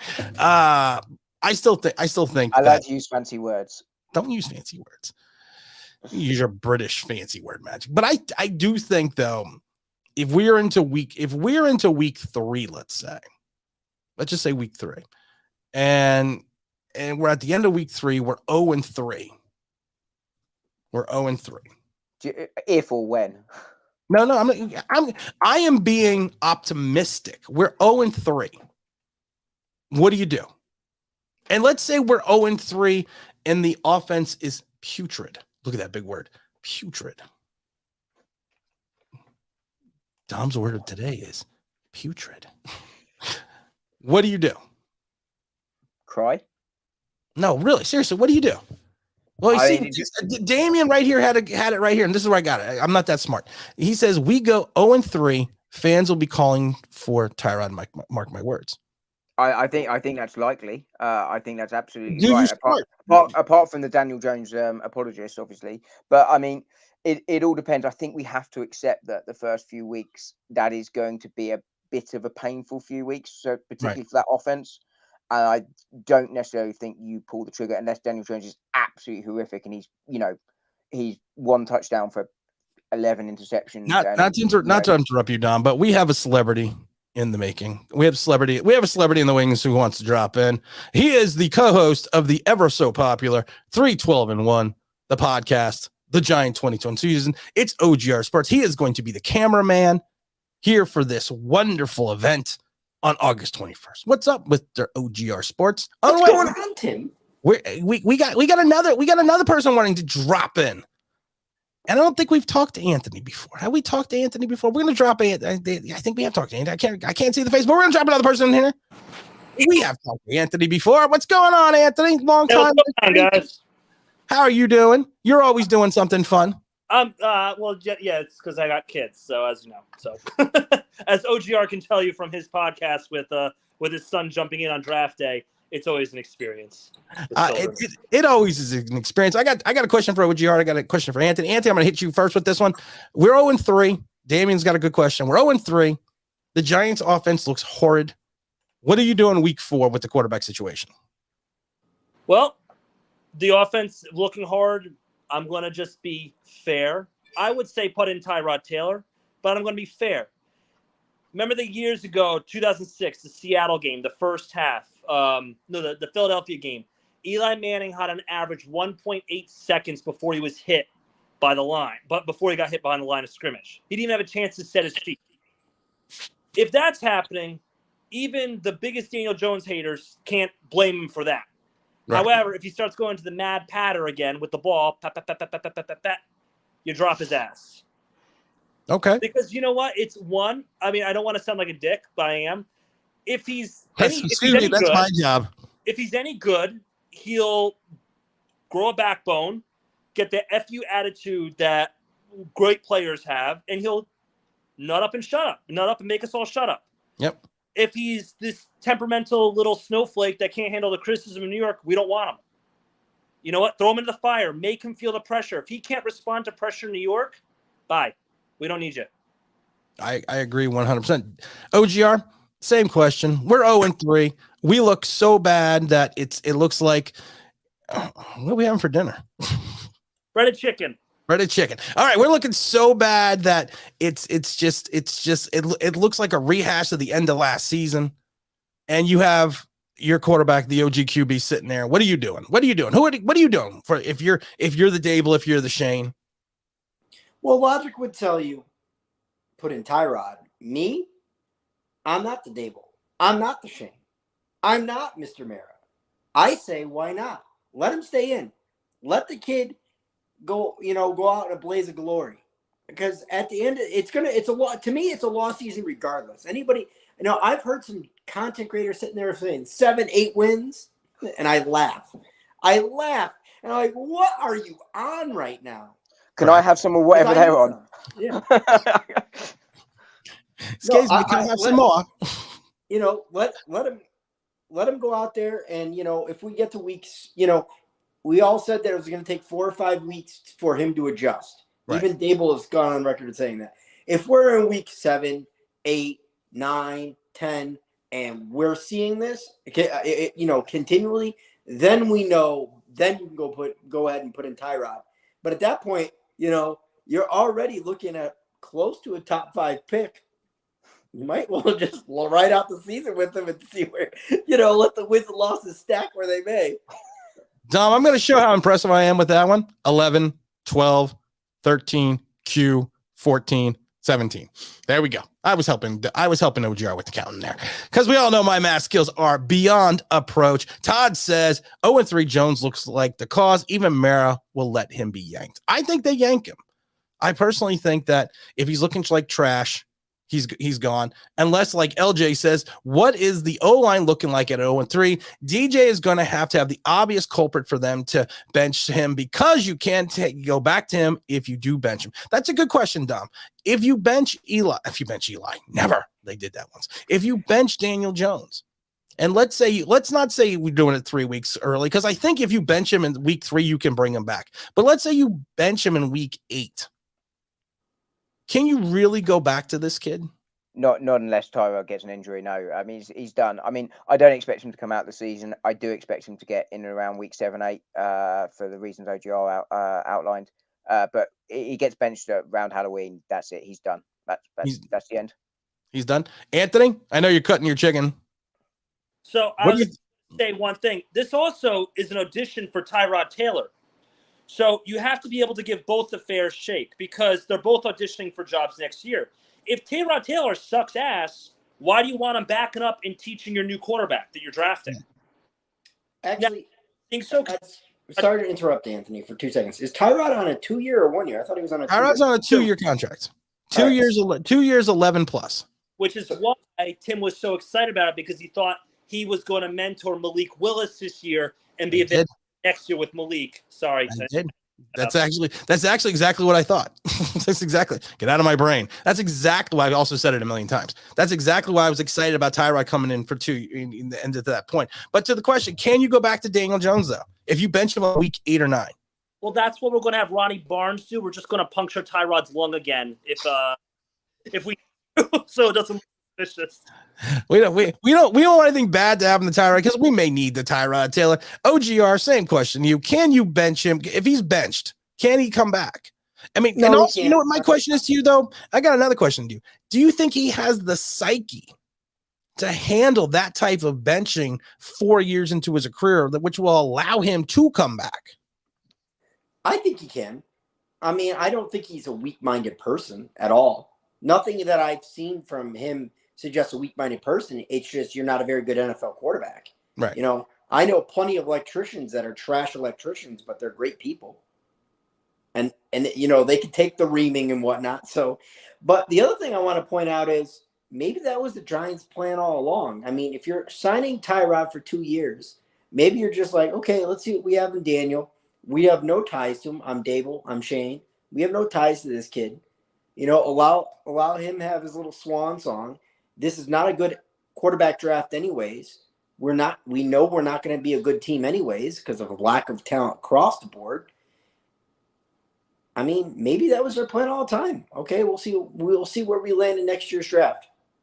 What do you mean, Alec? This was an awesome quarterback draft. This was awesome. So there's a guy out of Liberty that they're already talking about taking over for Tannehill. This was awesome. This was awesome. Well, one quarterback doesn't make it a draft, though. Sure it does. What if that quarterback goes to the Hall of Fame? Well, what if he wins 6 Super Bowls? It could. But when we talk about great quarterback classes, there's usually more than one that are drafted, more than one that go to a Hall of Fame. I'm just saying that. All right. I'm gonna give you the 83 class. I'm gonna give you that. Damian said DJ has the all shucks attitude Eli had, but no punch behind it. Everyone calls Eli calls Daniel Jones the Eli clone. He's a clone, and I never understood that comparison outside the Cutcliffe connection. The fact that he went to the passing camp for the Mannings. Dom was at any point in time Eli or DJ and Eli clone, because I don't see it. I never understood that comparison. I got it, mentally, but I never agreed with it. I think that's what they hoped they were getting, right? It was more of the same, and you can understand why that was what they were hoping for, given what Eli did. But I mean, mentally, I think he is quite strong. I'm not sure I totally agree with you that he could handle being benched, because I think he would probably feel that's the end of his New York Giant career, certainly. But I mean, from that point of view, yeah. But he's not got the talent, and that's no shame on Daniel Jones. Eli Manning was, he's going to be a Hall of Famer, right? But no, I don't see him as a clone. But I think that's what we were hoping we were getting at the time in terms of the organization at that point. Anthony, was Daniel Jones made in Dr. Evil's laboratory? Is he mini-me of Eli Manning? Is he the clone? The heights that Eli Manning did, then yes. My thing is, a lot of people look good in an interview and they suck on the field. A lot of people look good in shorts and they suck on the field. Yep. And we also had a general manager who was past his prime, who saw one drive from Eli Manning in 2017 and said, I know Eli still got it. Yeah, I'm sure any one of us could put together one good drive like Daniel Jones did. Or one good throw from the 40-yard line. From the 40-yard line, yes. Hey. So I think what it was reaching. It was they wanted him to be Eli Manning's clone because they saw similar characteristics. But Eli Manning, even when they weren't scoring points, you always had this feeling that he can pull it off. Right. Eli Manning had a never say die attitude, which is why Eli also threw a lot of interceptions, because Eli Manning was, I'm going to go down. I'm going to make sure I'm going to give us the best chance. Daniel Jones, and this is why I don't think he could ever be it, is that we scored zero points in the last 2 minutes of either half last year. Yep. That is the time when a good quarterback shines. Eli Manning, in his rookie season, as abysmal as it was, shined with 2 minutes. No huddle offense when the QB is calling the plays. Daniel Jones does not do that. And that's why I do not think Daniel Jones is even close to Eli Manning's clone, because I think Gettleman wanted him to be Eli Manning's clone because Gettleman knew he didn't have that many years, and he knew if he missed on the quarterback after going for Barkley, he was SOL. OGR, clone? No clone? Well, what happened was when I was cloning Eli in the lab, I got screwed this up in there, and I thought I got the processing in there, but obviously the DNA really didn't match up, so we got the offspring, and I'm sorry. We got the offspring. For those that do not know, we're waiting to hit 50 likes, and I'm going to have a big announcement how we're going to do this ticket giveaway for the August 21st Giants-Bengals preseason game. The Dahmer is flying in from across the pond to be there with us. It'll be me, OGR Sports, Dahmer, James Williams, who's just hit the chat saying, James Williams is in the house. G-Man Familia, what's going on? We get the 50 likes. I'm going to give the big information on this big giveaway. My brain is spinning right now, so I might need some help later.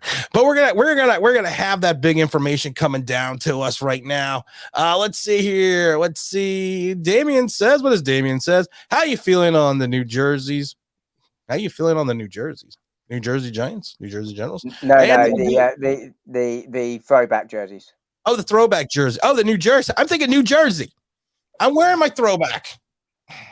He loves it. I love the throwback. I'm a god. I was so excited for the throwback. I went out and bought one already.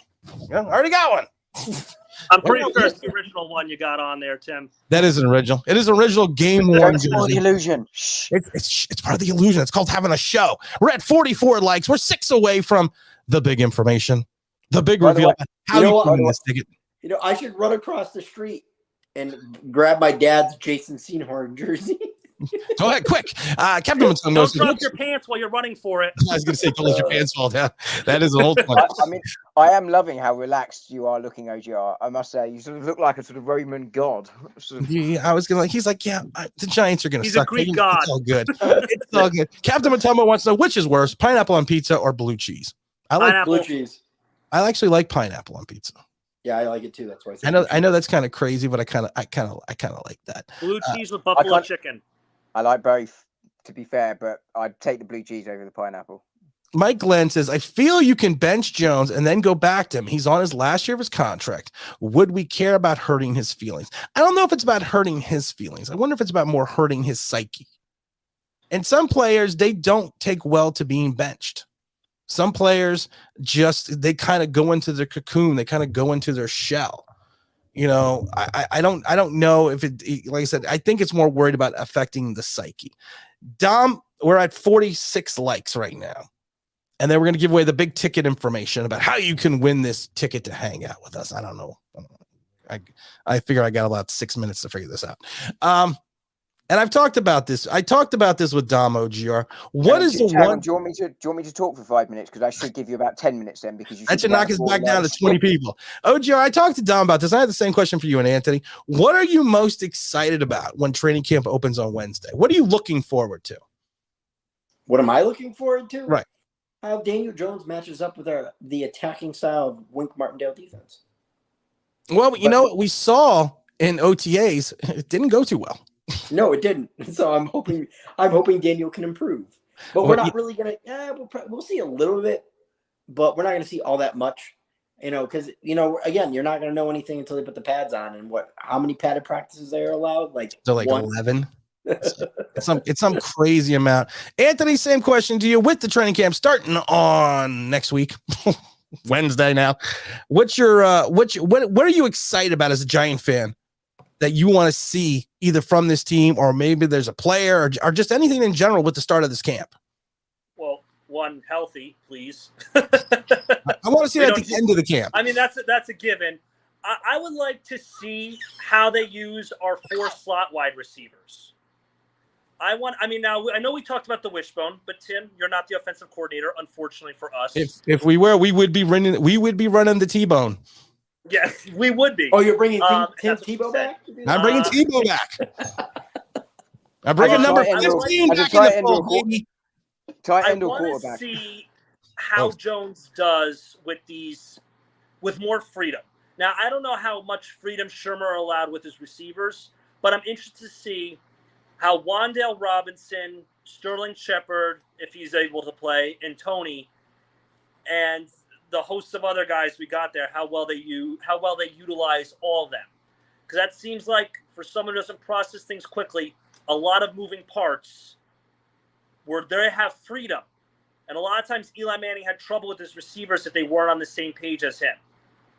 It's true. The infamous Eli Manning slapping Ahmad Bradshaw upside the head in the Saints game in 2008-9. Bradshaw ran the wrong route. Yep. So that's what I'm worried. That's what I want to see, is progression in his reads with all these moving pieces. Okay. Captain Matoma says, is there going to be full contact practice on day one? No. Nope. They have to do this thing where they build up.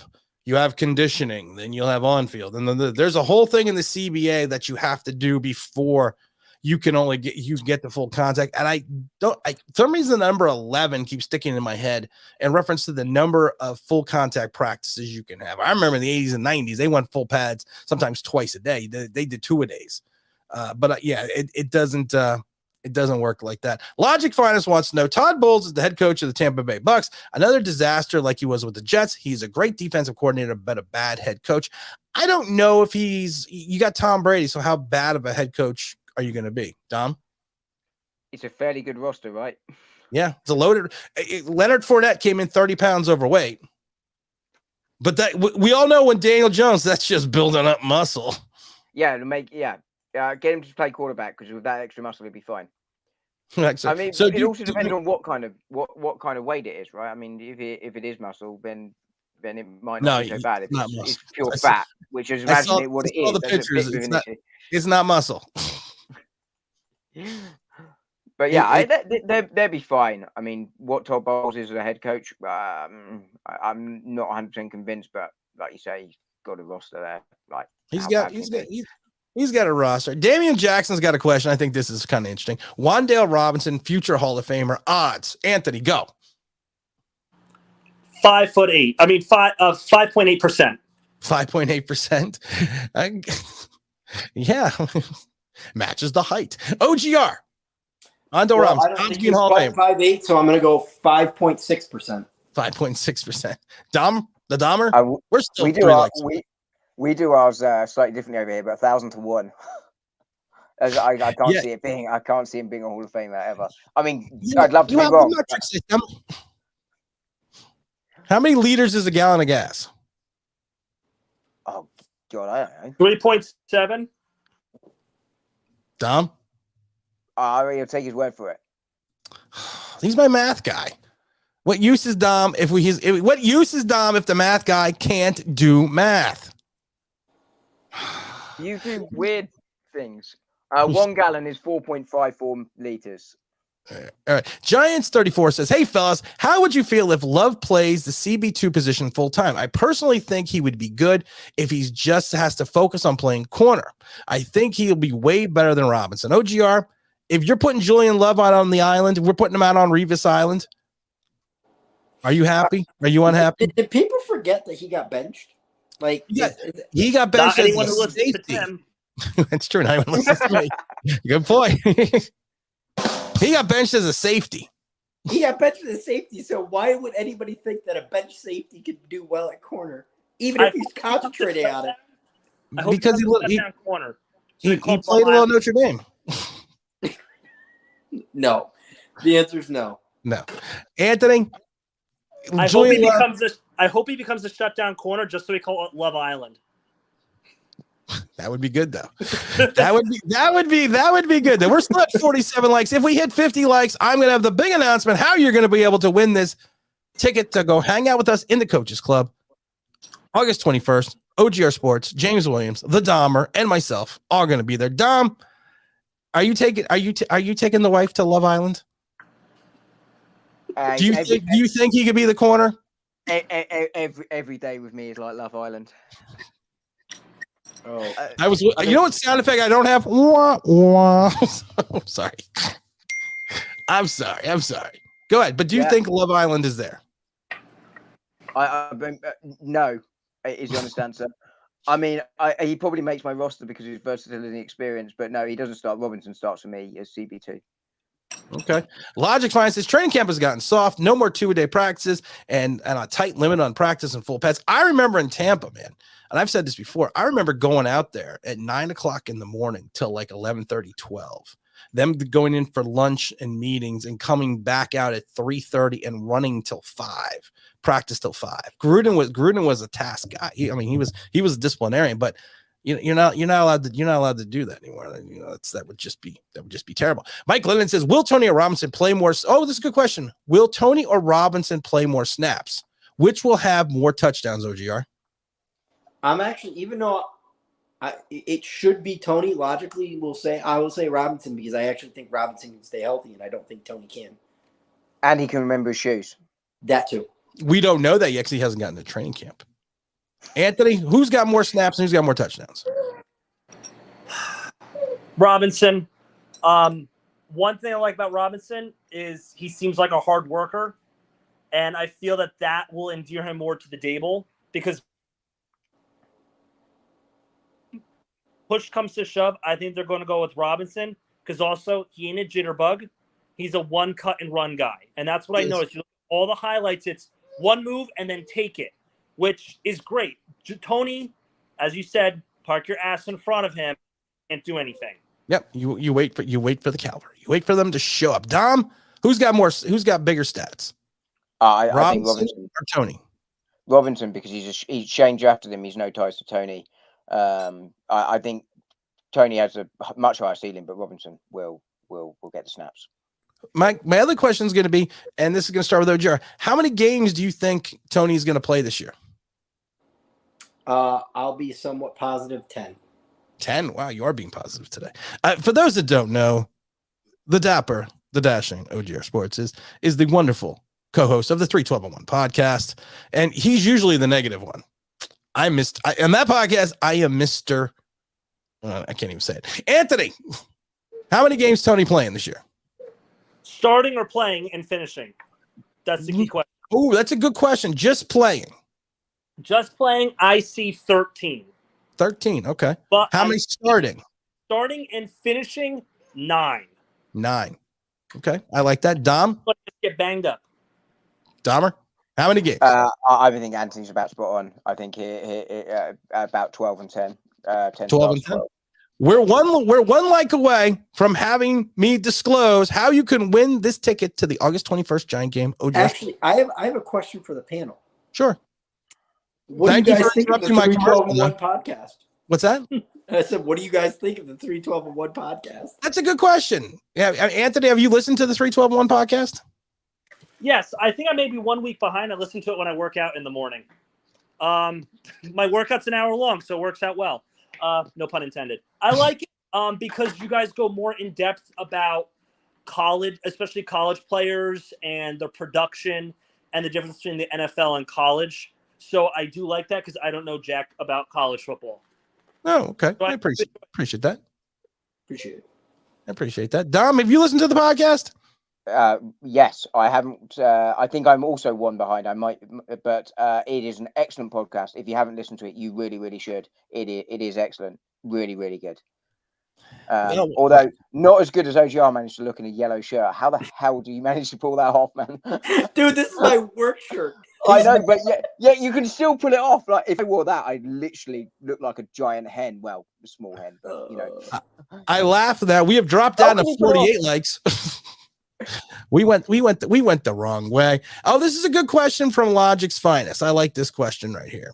How many games before Saquon gets hurt? How many games before Daniel Jones gets hurt? We're going to start with the OGR. How many games? I'm going to say Saquon plays a full season. Yeah. And maybe no, I'm just going to say he plays full season. He's going to play all 17 weeks. Yep. Wow. Okay. And I will go Daniel Jones gets hurt week 8.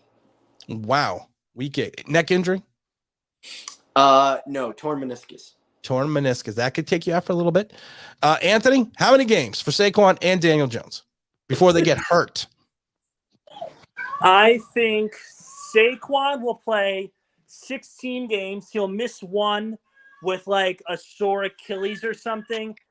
Daniel Jones, if he doesn't get benched, will play 14 games.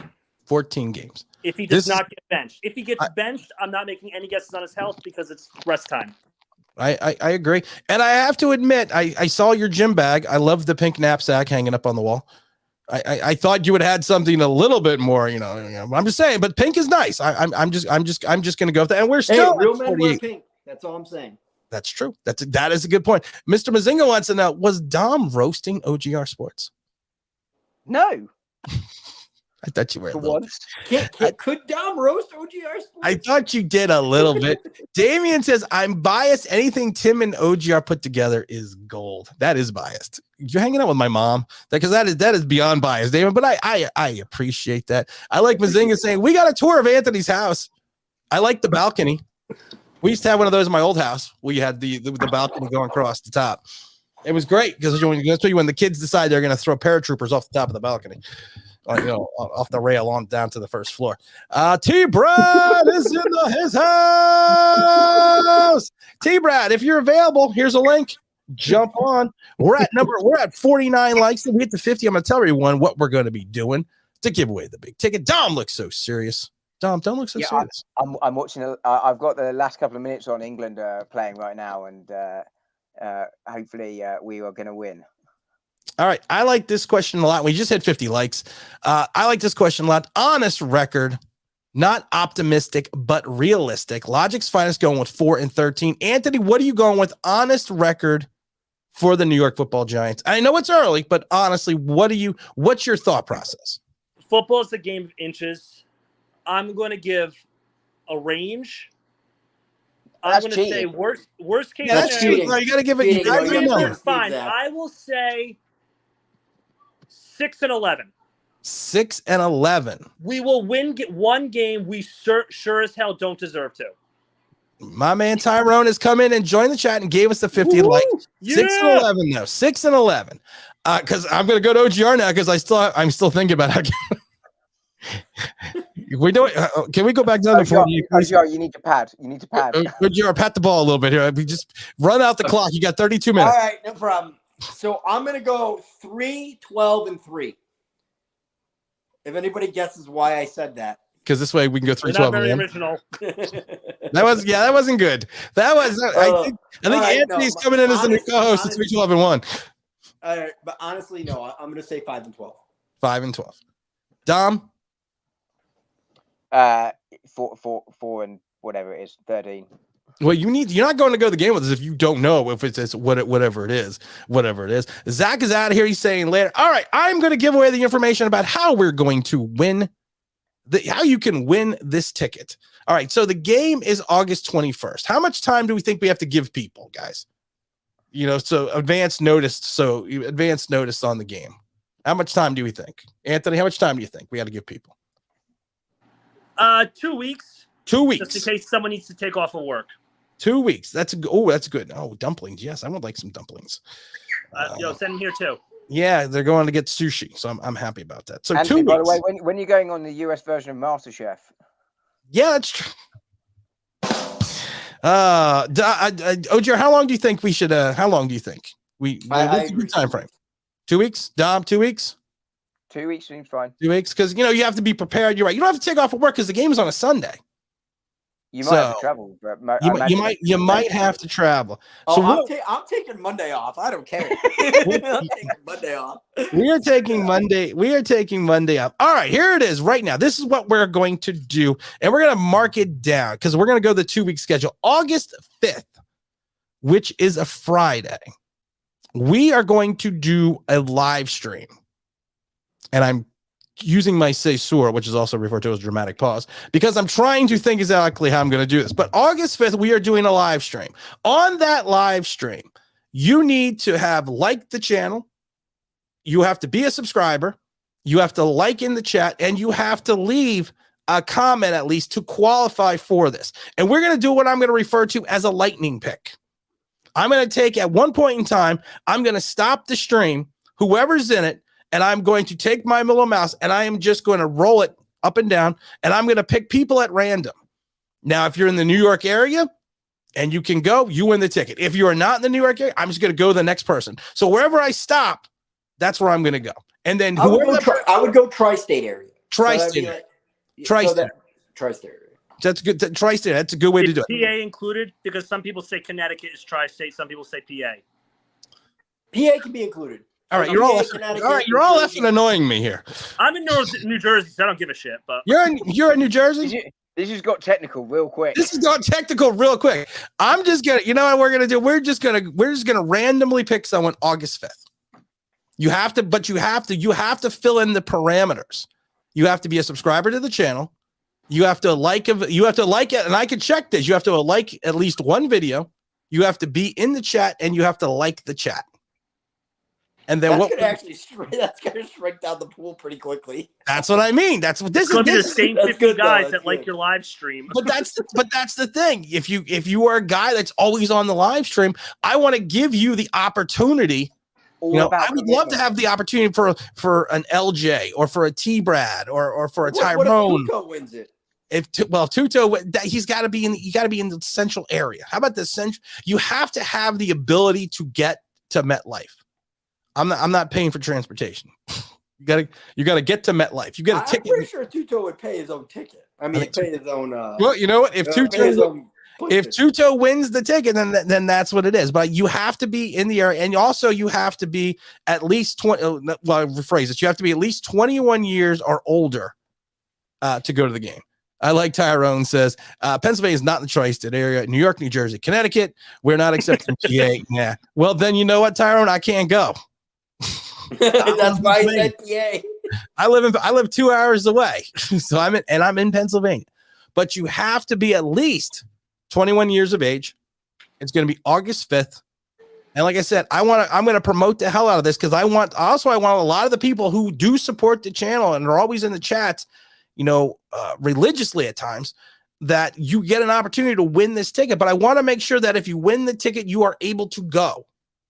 Because what I'm going to do is I'm going to send you the ticket via if you have to get a Giants account, and it's easy. Just go to giants.com. You sign up for a ticket. It's a Ticketmaster account. I'm going to send you the ticket via that, and you cannot resell the ticket. That's the other parameter. No reselling the ticket. August 5th. You have to be a subscriber. You have to like at least one video, and you have to be in the chat, and you have to like the chat, and then if you will have that opportunity to win that ticket. Well, can we prove that we can prove that they liked the video, but can we prove they liked that video? Yes. Like that chat? Okay, cool. Yes, I can. Because you want to know why? We got a celebrity in the wings waiting, wanting to say, hello, mate, to Dom. It's the T-Brad. What's up, man? What are you eating? Hello, Governor. Hello, love. I'm not eating anything, actually. I made sure I ate before I got on the cast. I had some chicken and I had some coleslaw. I said every time I get on here, I'm eating, so I'm going to eat before. I would just like to say something. James Williams' girlfriend made mac and cheese and brought it to the house. I'm gonna tell you right now, because we've talked about mac and cheese before. It was phenomenal. It was probably some of the best mac and cheese that I have ever had. That's what's up. Just giving a big shout out. I don't want to say her name because I don't know if she wants to say it, but I just want to give a big shout out to that. Hey, I'm not saying my mac and cheese is the only one that's good. There's plenty of good mac and cheeses out there. Plenty good. If you have a Mount Rushmore of mac and cheese, all I'm saying is my bowl is going to be on that Mount Rushmore. It's going to be on the Mount. It's going to be on the left-hand side of the Mount Rushmore there. Somewhere on there. Some people don't like it baked. Some people prefer different things, but mine's pretty daggone good. Well, we're gonna. I just like to eat. Yeah, the Dom just wants to eat. The question to you, Brad: are you going to be able to come on the stream August 5th to try to win this ticket? I hope so. I got a bunch of negotiations going on and possibly some arbitrations, but I hope as of now my calendar's clear. Okay, it's going to be in the evening. It's not going to be during the day. We're gonna do it we'll probably do it like 9 o'clock at night. We're probably only going to do the stream for an hour. Okay. So it's not going to be a long stream, but I like I said, I want all the guys. I want you. I want people like Tyrone. I want LJ. I want everyone else that's in this area, to try to get that opportunity to win the ticket. Captain Latumbo, everyone else, because, I'm excited about this. I'm excited to hang out with, whomever, OGR, the Dahmer, James Williams. And then, you know what, T-Brad, while we have you here, I got a question for you. And I've asked this question for everyone that was in the chat. You got training camp coming up Wednesday. What are you excited about? What are you thrilled about? That's not only the fact that the season's finally going to get back underway, but what are you excited to see happen those first couple weeks in training camp? It's not what I want to see happen. It's what I don't want to see happen. I don't want to see anybody going IR. That's my goal. That's my goal. We're at humble beginnings right here. And that's my goal. I done got psyched up before, like, the defense is going to be this and this is going to be that. I'm just going to let it happen. Let it happen. I'm curious to see if this defense, that's what I'm most interested to see. Actually, the defense more so than the offense. Okay. I'm more interested in seeing if you give it to me like that, I'm a little bit more interested in seeing where this defense is compared to this offense, because I don't think the offense can do anything with Daniel Jones, even though the line will be good, I think. But, it's never going to be Daniel Jones's fault. And until we get fixed at quarterback, let's see what our defense looks like. I agree. LJ says he's going to be there on the stream, and Logic Finance, the stream, the drawing date is August 25th. We're going to be bringing the boom here. We're going to be bringing up the Poconos does count. You can come in from the Poconos if you're coming in there. It's good. No reselling. Tyrone, he's right. No cracking it. No reselling. No reselling the ticket. I'm going to let Anthony and Big OGR drop off for a minute, because I do want to talk to T-Brad and the Dahmer for a little bit, because we only got Dahmer for another 23 minutes. I appreciate you two guys dropping by and being supporters of the channel. I appreciate OGR being the best doggone host on 31201 that there possibly is. When's the next one out, actually, guys? I think that's OGR's profile picture, how he's sitting right now. I think that should be his profile.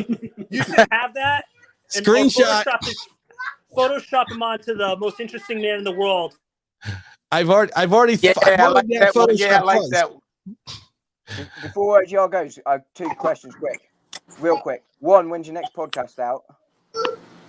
We were supposed to do that today, but I had to stream with you. Sorry about that. That's okay. Tim, honestly, not to get too involved, I'm free. Text me after you're done, but I'm free all week. Okay. The kids and the wife are in Greece. So. Yeah, I know. So I was actually going to text you when I got done with this. That's why he's looking so relaxed and dapper. that would explain it. That would explain. And second, looking forward to seeing you in the flesh next month, man. Oh yeah, for sure. At least I'll have somebody to talk Premier League with. Yeah. Not a Giants team. Are you going to have a team this year? I don't think so. Okay. Well, I'm not. Hey, I'm losing faith. I'm losing faith in Chelsea, to be totally honest with you. But I won't get too. Football or football? Football or football? All right. I'm messing with them. I'll see you next month, man. No more talk. We're talking NFL. I got the T-Brad here with the Dahmer here. I got to talk NFL sports here for a minute. Thank you again, Anthony. I appreciate it. You have 2 cameras on, Anthony. I do. That's interesting. Yeah, I got 2 screens on here. I don't know what the hell. I'm a boomer when it comes to technology. Thank you. I'll see you guys on the stream. I'm working that day, but I'll try and see you on the stream at 5. Perfect. August 5th is going to be at 9 o'clock at night. 9 o'clock at night? All right, I should be home. I got 9 o'clock at night. Stay awake. You got to stay awake. With all those kids in it, he'll be awake. I'll need Black Rifle coffee. You know what? We just found out Anthony just won the tickets. I'll bribe you, Tim. All right, Anthony. I appreciate you. Come on, man. I really do. Thank you. Thank you for having me. You're welcome. All right, guys. Mr. T. Brad, I got you here with the Dahmer. And I got, you know what? It's always fun when you come in because you always have an interesting perspective of the Giants. And I always like that. We were talking about Daniel Jones and what would happen if Daniel Jones went 0-3 and he looks horrid. He looks terrible. And he goes 0-3. Do you bench him and bring in the OG QB? Yes. Yes. All right. Well, you know, it makes it a little less. It makes it a little less entertaining, but okay. Yes. Yes. I mean, what the great Eagles cornerback say? You play to win the game. Yep. Hello, Herm Edwards. You play to win the game, and I mean, 0-3 is too early to tank. And you got there's a sports side of this, and there's a business side of this too, and you got to give the fans something to come see. If Daniel Jones and like you said, he's looking terrible in the games. If we can look at the games and say Daniel Jones is losing them, he needs to be benched. Right. And that's in any quarterback on any team. You're playing bad. We got to go with the next person up. I don't disagree. Man, you know, it's always, I've said it a million times. I always get crap for it. Next man up. We're at 50 likes. We need to be to 52 likes. Jake says, I'm excited for the season. I'm fine. I really, truly am.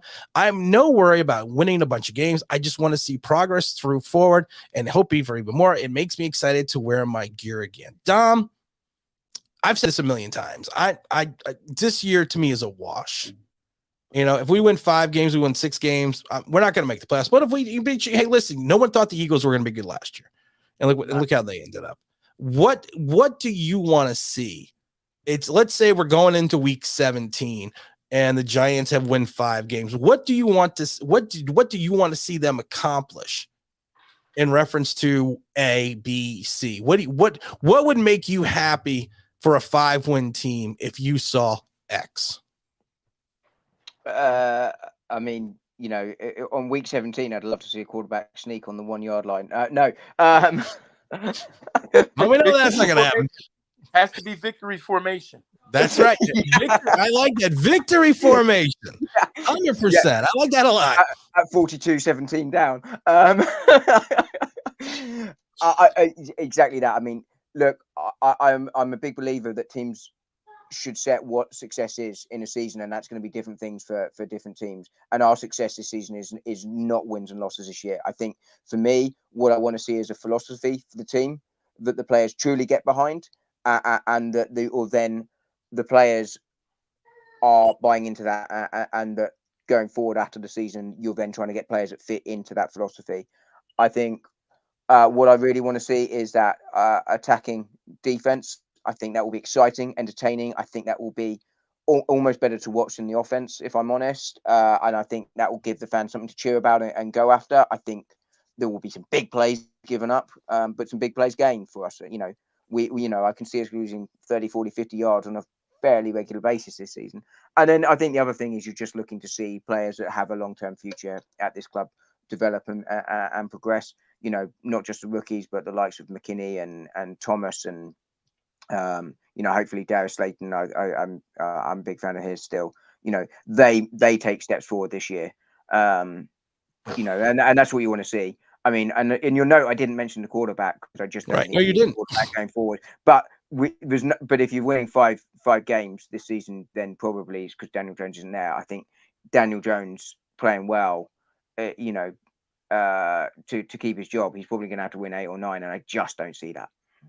Is there anything statistically you want to see? Is there anything you want to see player-wise statistically? I'd love to see Barkley have a big season. I'd really love to see Saquon Barkley go big because, you know, we were talking earlier about how many games did he play? I'd love to see him play all 17 games, not just because I think he's a lovely player to watch with a big ceiling, regardless of whether he stays or not at the end. I just think he's been so unfortunate. He gets that ACL and he gets that freak injury, where he rolls that ankle like that. And that's just really unfortunate. I'd just love to see him get that big bounce back. So he's the one I'd like to, on a personal level, see it go well. T-Brad, same question. We're probably not going to be good, but what do you want to see? What do you want the Giants to at the end of the week 17 when they are, or I should say 18 technically, week 18, they're walking off the field. They probably won 5 or 6 games. What can you sit there and say and hang your head up high that the Giants did X? I'm still on the fact that Dom likes Darius Slayton. I'm still with that. I'm still stuck there. But not that I hate Darius Slayton. It's like, you had your chance. I don't see you turning that corner from the promise I saw. But really not much different than Dom. I like individually, I'm really interested in seeing what the tight end does. Bellinger, I'm there. Is there going to be something there? I want to see an offense that's clicking and this is under the parameters that you set. I want to see an offense that's clicking, and you just know that the quarterback is the problem. Like the offensive line is looking good, the wide receivers are looking good, the offense is looking like it's good, but you're just like, man, if they had a better quarterback, kind of the way you looked at the kind of the way you looked at the Colts. If you looked at the Colts, you're like, man, if they had a quarterback, right? Whew, the Colts were better than their record last year, but that's what I would look for. I would want us to look something like the Colts, like, man, Barkley's tearing it up. Wandell, this guy's getting out there, being the next Tyreek Hill or whatever have you, and maybe Galladay catches a touchdown pass. Maybe one. Maybe one. That's what we want. We want one per touchdown. I would feel more touchdowns this year. Him or Thomas. I would feel so much better with 7. Are we having a margarita? I have no idea. My wife just brought this to me. I would feel so much better in my life. Lemonade and Saint Germain. Can you punch this up for me? Saint Germain is just a liquor. A liqueur, like a Grand Marnier. Yeah, I like to put a little punch in this. I like to get it. If we get one, I would feel better with 72 million. Yeah. 72 million and 1 touchdown. If you got 2, one is greater than 0 in any language. If he gets 2, it's a bargain, right? 72 million. It's a bargain at 2. We're saving money. If there's a giant this is a question for T-Brad first. If there's a giant right now on this roster that you want to get rid of, oh gosh, I'm going to be negative for a minute, that you want to get rid of because of the fact that it's just time. It's just time to move on. Who would it be? It could be a reason of contract, poor play, anything. It could be any reason. Do they have to go now or at the end of the season? I can get rid of them and their money. It's like the amnesty they had back in the 90s for the Knicks when they had you had the one-time salary capped amnesty with the Knicks. Was not the Knicks, it was the whole league. You could just wipe one guy off the books. You still had to pay him, but you could wipe him off. It could be for anything. It could be for lack of production. Could be you're getting rid of his salary. Could be you just don't like him. Wow. Well, if I'm not gonna if I can get rid of his salary on the books, it would be Leonard Williams, King of the almost sack. King of the almost sack. I hate to say this because he's such a nice guy. Sterling Shepard, man. Okay. Because of the injury? Well, he never fully plays. He's got the talent. He's perfect football player, locker room guy, team concept. But it's like, I feel as though we've lacked addressing the wide receiver position because Sterling Shepard's there, and we're always waiting for the promise. There are a lot of wide receivers. Go back to when we let go of Odell or traded Odell, and we need a stat person there. How many wide receivers have we drafted? And how late did we wait? Like we got Slayton in like the 4th round. Yeah. No, we haven't taken a high guy since. Yeah, right. We got rid of a great wide receiver in Odell Beckham, and it's like we just ignored the position. Like Sterling Shepard was enough, and Golden Tate. Yep. Like, and maybe, and I think we did that because Sterling Shepard. They were like, "Yo, Sterling Shepard's gonna be." They had this theory that Sterling Shepard was going to come back and actually play 15 weeks. Right. Yeah. At minimum. Right. I wasn't giving him 17. I was giving him 15. Yeah. So for those reasons, it's like it's emotional. You want to see him do it, but it hasn't happened. It's not going to happen. Just get rid of Sterling Shepard and move on. Dom, one guy you could chop off the roster, no ramifications. I mean, it's got to be the big salary cap guys, right? Williams and Golladay. They one of either of those two. Because frankly, the cap's a mess, and that's not their fault. That's the previous regime's fault. But they basically tied the hand of this regime this year, so they're the ones that free you up. I think from a player personnel wise, yeah, probably Daniel Jones would be the one because I just don't think he's going to be good enough. But Captain Alvarez says Daniel Jones. But the one I would get rid of would be Williams or Golladay, whoever's got the biggest cap hit. I'm going total opposite. As shocking as this going to be. As shocking as it's going to be. Julian David freaking Sills. Oh, I don't even count him. Can we just move on? I saw another post today on Twitter about David Sills and how he's going to do this and how he's got the moves and how he's going to do this. He hasn't gotten off the practice squad, and when he does, he drops the damn ball. Can we please just get rid of him? He's not going to make the rooster. I mean, if he makes the roster, then we got issues. We got issues. Rich says whatever Sterling Shepard is getting after the pay cut is too much. T-Brad, I appreciate you. Come on, I'm going to drop you off for a minute because I got another 9 minutes with the Dahmer. No problem, man. What's that, Dom? David Sills. I mean, he does have 17 yards for us. He does. He has 1 catch and 1 drop. Was he in the victory formation? That doesn't count. Was he in that play? He was. It's time for proper drinks. It's time for proper drinks. It's time because we're breaking out the gourmet stuff here. That's what we're going to be doing. We're breaking out the gourmet shit here. That's all we can do.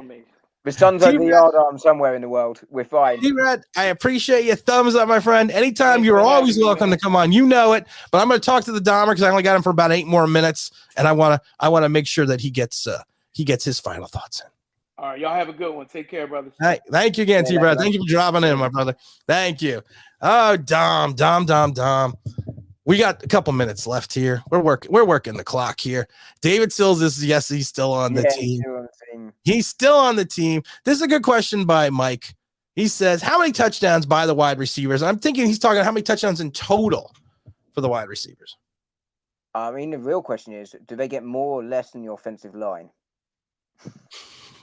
Well, we know Kenny G didn't. We know Kenny G didn't get more. How many? Because this is also dependent on the quarterback. Exactly. It's not just you'd be concerned about the ability to run routes, but I think it's going to be a more attacking offense. I'm going to be fairly optimistic and go. I don't know. 20. 20. Yeah.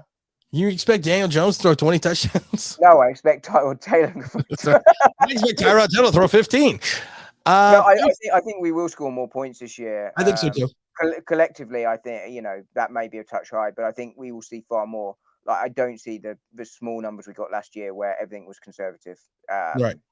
But that makes it difficult to predict how many you're going to get this year because last year was just such an anomaly. I'm saying 12.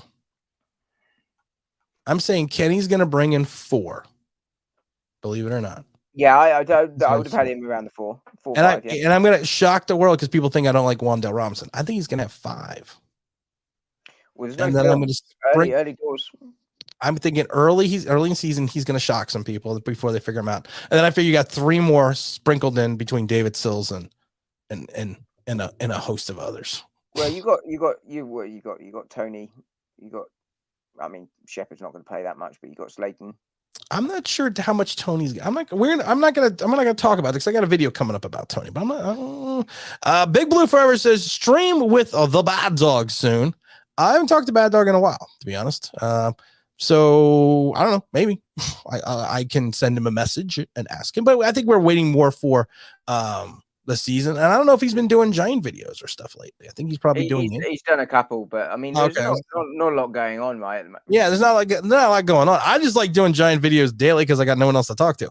But I think he's been doing Yankee stuff. But we'll try to connect with him when the season gets a little bit underway. Jerome wants us to bring in the Jimmy Garoppolo. We're not bringing in the Garoppolo. We're not. It's not going to happen. I don't think we should, even if we could. Ooh, Mike Lee has got a great question here. Giants, more rushing or passing touchdowns? That's a good question. It's a really good question because it's going to be a more pass-heavy offense. Are we gonna do a more of a Kansas City Buffalo style offense where the quarterback is actually running some? And it's also a question of how many Barkley's going to actually catch as opposed to run in. I'm going to go with. Oh God, that is a real tough question. It's going to be damn close. I'm going to just about go with passing because I think we're going to look to pass more than rush. But let's see. Damn good question. I'm going to say.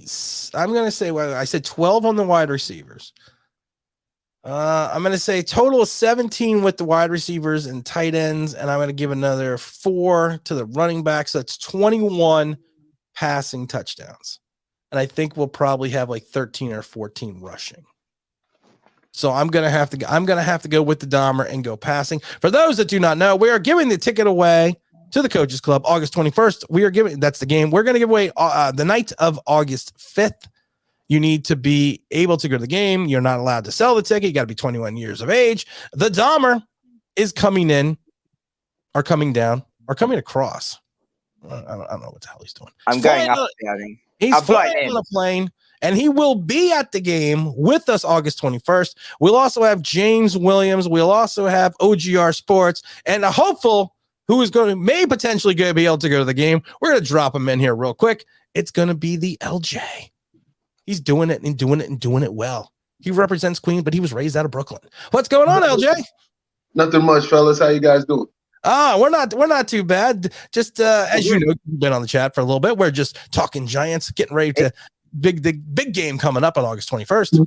Yes, sir. LJ, have you been here since the start? I have. Yes, he has. Oh, you got to say commitment to the cause. Hey, man, this is my favorite channel.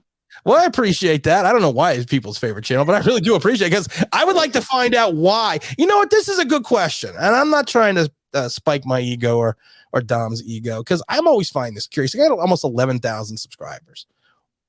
And you don't have to answer, LJ. You'd have had 12,000 without me. Yeah, I'd have 15,000. Why? Personally? Well, yeah, I'm actually being very sincere and honest about this because I really don't know why. Let me tell you why. It is solely. Well, aside from the analytical content, it is your interaction with your subscribers, man. That makes all the difference. Well, I appreciate that. I really do because I try to give back. I mean, I try to the fault. My wife always says, you need to start making money with YouTube. Well, you can't keep giving stuff away. You gotta make money somehow. And I don't mean interaction as far as your giveaways. I mean things like this, just a random drop in, a few minutes to talk sports, shoot the breeze, and you answer the questions in the chat. You make your people feel engaged, like they're part of the stream. You know what I mean? There's some content creators, they'll have their own conversation going on in the chat, and they're talking about something totally different on the stream. You know what I mean? It's a little bit of a disconnect. All right. I didn't know that, to be honest. That's interesting. I always just try to answer all the questions I possibly can. But I have a question for you beyond that. And I've asked this question for everyone that's come on to the chat today. You're walking off the field on week 18. You're 4 wins. You got 4 wins under your belt, maybe 5. If as a Giant fan, you knew this wasn't going to be a good season, but if you walking off the field at the week 18, what would make you happy? What would make you smile about a 5-win season or a 6-win season? Progress, man. It's the first year in offensive and defensive system. Yep. We can't expect these systems to be, hitting the ground rolling, so to speak. But to see progress. You know, I wouldn't be mad losing games 41-38. It's been a while since I've seen us put up 38 points. I was gonna between me and Dom, I don't think we're putting up 38. That, you know, so seeing that progress, seeing that, you know, utilization of the weapons we have, you know, not trying to fit, you know, square pegs in round holes. You know, we got Kadarius Toney, Wan'Dale Robinson, Shep, Saquon, not doing the same thing every single time with them, you know, flanking them out. Somebody, you know, Wan'Dale in the backfield, Saquon in the slot, Toney in the slot, Toney in the backfield. That sort of progress and innovation is what I would be happy seeing. Now, the bigger question is, are you going to be on the stream August 25th? I mean, August 5th. August 5th, 9 p.m. So it's already locked in. It's already locked into the data bank. The other question I have for you, if you win this Coaches Club, have you ever been to the Coaches Club? No. If you win this Coaches Club ticket, it's an experience. And the other experience is you're going to hang out with the man in the middle, the Dahmer. The Dominator. The Dominator. What do you think as a New York Giant fan? You've been to this. You've been to MetLife, correct? LJ? I haven't been to MetLife either. You haven't been to MetLife either? Oh my God. Well, you know what? This is a good question for both of you then. And I kind of asked Dom that. But if you've never been to MetLife and you get a chance to sit in the Coaches Club, which is right on the field, the seats are a second row, right in the 50. Nice. What is the experience that you want to have, or what's the one thing that you want to do when you hit that stadium? Well, first, I'd love to see a win. That's number one. That's always you know, being that it would be my first time, just to kind of take it all in. You know, the sidelines, the atmosphere, other Giants fans going wild, going crazy. Like that's what you go to the games for, man, to make it like one big viewing party. Right. That's good. That's Dom. What I think we asked you, but I'm going to ask you again, Dom, because I'm not sure if LJ caught it. What is your fan? You know, this is a good question. Now, what is your fan experience? You have definitely never have been to MetLife. You've yet to be a Giant game. You're going to the stadium for the very first time. What is the fan experience that you want to have, or what do you want to gain out of, you know, I mean, you hit that parking lot, what's the first thing the Dominator wants to do besides take off his Hobbit jersey? I mean, I think you just, you know, LJ's just articulated it brilliantly. I mean, that's exactly it. You want to soak in the atmosphere. You know the stadium's not great, but it's about the game. It's about the people that are there watching it with you. You know, and just take it all in. I'm really excited to be coming. And that's all I can really say. Don't care if the stadium's not great. It's all about the experience and the fun and the watching the game. Tyrone says, I liked your channel because the day one, you and I agreed to the point that I post your videos in my group, as you are aware. I am aware of that, Tyrone. And Tyrone, I really do appreciate all your support. He also says, you're not a homer. Admit when you're wrong. Yeah, I'm wrong. I admit it. That's solid, and that's all I can ask for. And I appreciate that. LJ, you know what? I've been sitting here pontificating and asking questions now for the last 2 hours. All so right. I'm going to give both you and the Dominator one question. You could ask each other, you could ask the chat, you could ask anything. What's the one question, or what's the one thing that's on your mind right now as we are a week away from the start of training camp? No, go ahead, Dom. I was gonna say I've got one. If you want time to think, but if you got one, you go first. Go ahead, Dom. All right, Dom. Sure. All right, go on then. Vision for both of you. Which player do you think is gonna take the biggest leap forward in terms of performance this year on either side of the ball? You can pick either both sides or one side. LJ, do you want to go first? Or you want me to go first? I'll go first. Okay. I'll say just because of his recent year performances, not because of what we know he can be, but because of his recent year performances, I'm going to say Saquon, man.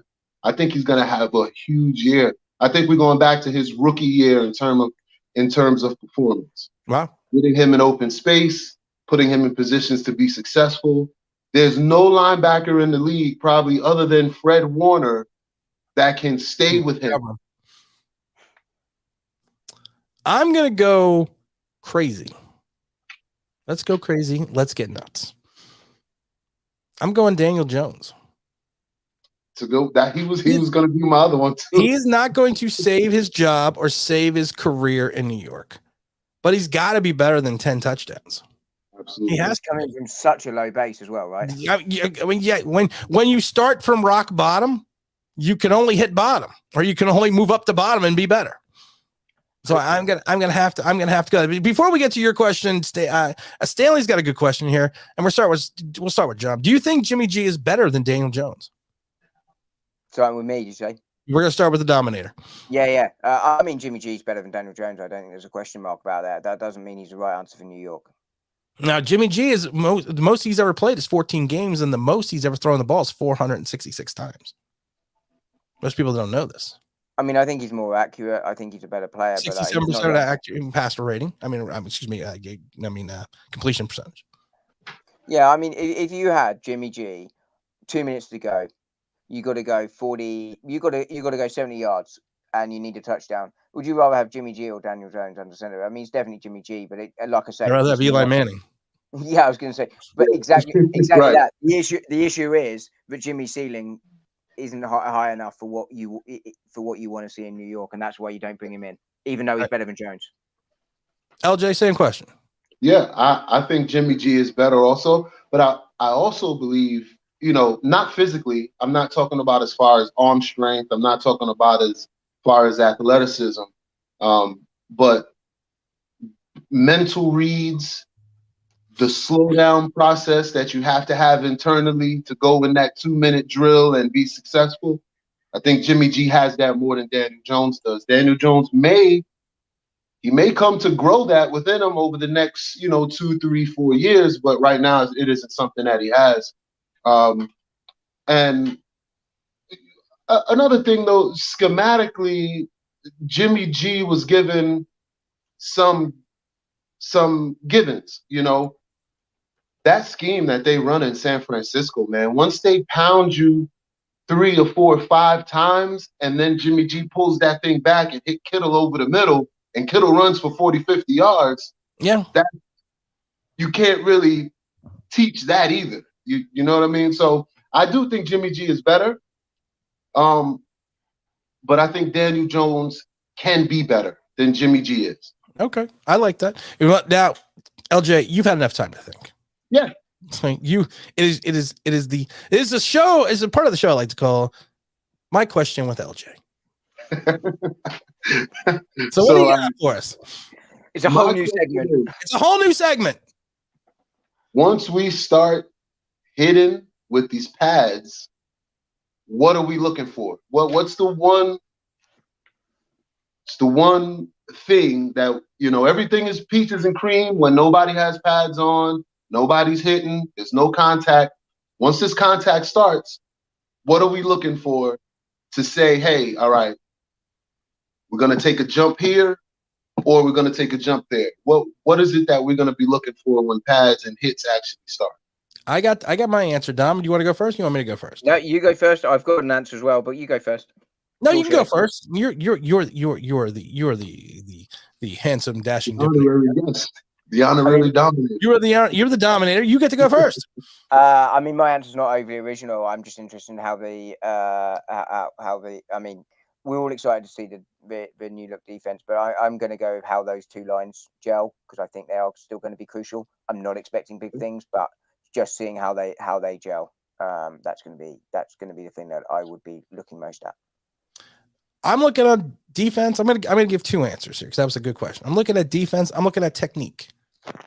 I'm not looking at guys that are bump tacklers. I'm not looking at guys that are gonna you're pushing off the line. I'm not looking at that. I'm looking about how you technically proficiently play, how you wrap up the ball tacklers, how you engage your offensive linemen, how you are able to hold your assignment or hold your gap. I'm looking at that because I want to see.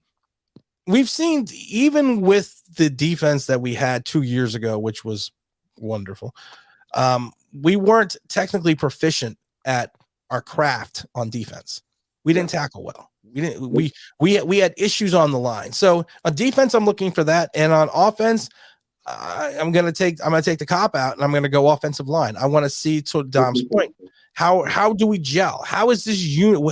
What is the glue? What is the cohesion of this unit? Yeah. Can they work together as a unit? Because I think individually as a talent, outside of your two tackles, the talent level's not there. Yep. So how do they work individually? Yeah.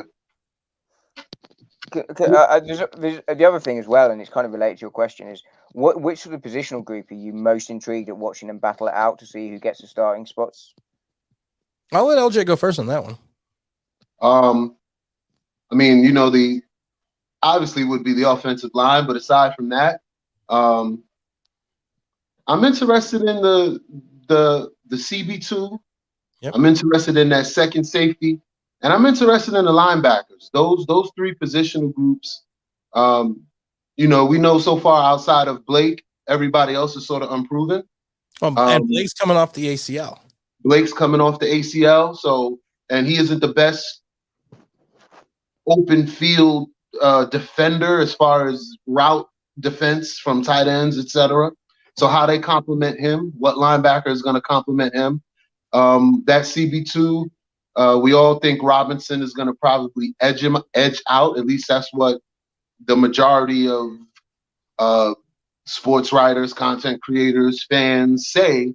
But I wouldn't throw anybody.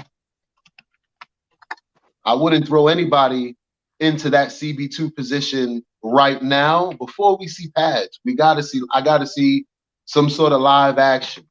Right. You got to see something going on. Tyrone even says Wan'Dale Robinson is going to be a yak monster. The more I look at the offense, the scarier it becomes. I think he's going to have to be. I'm not going to get into that right now. But Joey G says, I can't wait to see David Sills tear it up this season. Joey G, I don't want to say anything bad, but we did a segment if we get rid of one player off the Giants roster, and I picked David Sills. So I'm just throwing that out there. But Mike Lee has got a fantastic question, Dom. Fantastic question. I'm gonna start with you first. More team sacks or passing touchdowns? Attacking style defense. Yeah. I mean, I'm going to relies heavily. Wait, let me preface this. Attacking style defense, which relies heavily on the secondary. Look what happened in year 4 with Wink's defense when his secondary all got hurt. It fell apart. What are we thinking? More sacks or more TD passes? I mean, I'm still going to go the sacks, even though the secondary's not there, and it really isn't there. I think he's just going to keep running. And I think there are. I just think he's going to keep rushing, and I think it could come from anywhere. So I'm going to go with sacks. You remember Kayvon Thibodeau was getting 17 sacks. No, I don't think Thibodeau is. That is sarcasm. But also, in all seriousness, I don't just think we should be judging Thibodeau on sacks. Actually, right? I agree. He's going to play the linebacker. Yeah. Right. And actually, if you've got people worrying about Thibodeau, you've got others that will come in. It'd be, are they worrying about Ojulari? Are they worrying about, someone just coming up the center from nowhere that you wouldn't expect to get the sacks because they're worrying about other things? So I am going to go the sacks, but that's partly because I don't have much faith in the offense either. But I think this defense is going to be really exciting to watch. LJ, same question. I'm going to go sacks as well. I think it's going to be a feast or famine sort of defense. I think there'll be games where we can get 5 sacks in a game, but there's also going to be games that we get none. I don't see a world where Daniel Jones is going to throw 40 to 45 touchdowns. That's a bad season for team sacks. Like, that's a bad number. If you have 40 sacks in a year for a team, that's a bad number, but it's an excellent number for passing touchdowns. So I'm gonna go. He could do that in Madden. Right. It's possible. If you put it on beginner mode. If you put it on beginner mode and you put all the whatever the things the sliders to 100, so then he might be able to. I'm gonna go sacks as well because to your point, it's easier to get 5 sacks in a game than it is to throw for 5 touchdowns.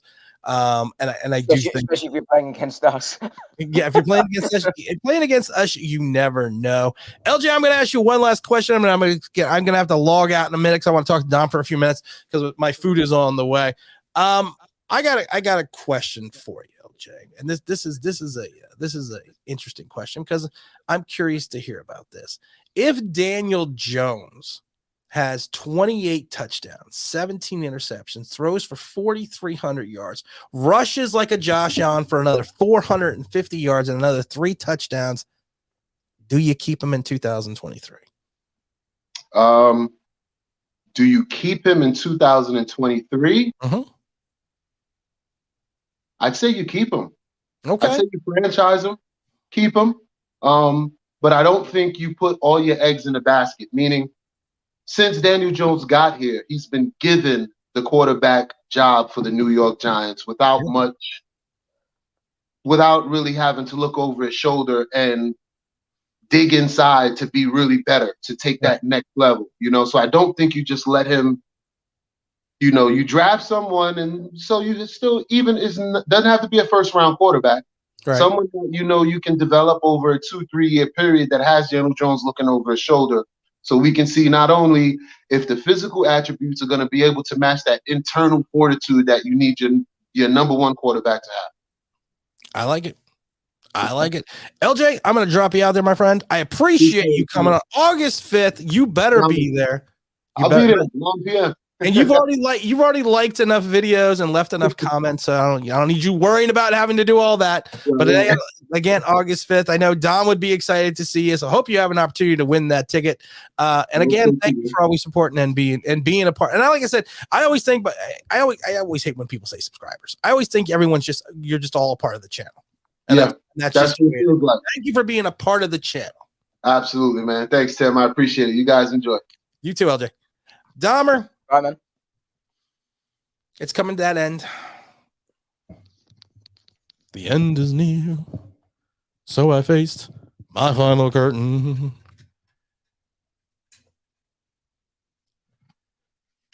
I did it my way. Regrets, I've had a few, but then again, so few to mention. On for a little bit of Frank. Elvis saying I did it my way. Elvis closed out his shows a lot of time with I did it my way. I will take your word for it. He did. Hit it, baby. That's the way I talk. Oh, you definitely more sex as RFD. Dom, we're excited. We are thrilled that you are going to grace us with your presence in this game. Graceland with your presence. Graceland would be it, but I do have to say, I'm excited that you're coming out. I know James is excited. I know OGR is excited. I think I will say this after meeting James Williams in person for the first time, a couple weeks yet. 4 days ago. It was interesting. It was fun. It was exciting because, like I said, it's a surreal experience when you talk to someone. And James were like, we've been talking for like a year. I've been talking to you longer than I've been talking to James. So, I'm in all sincerity, and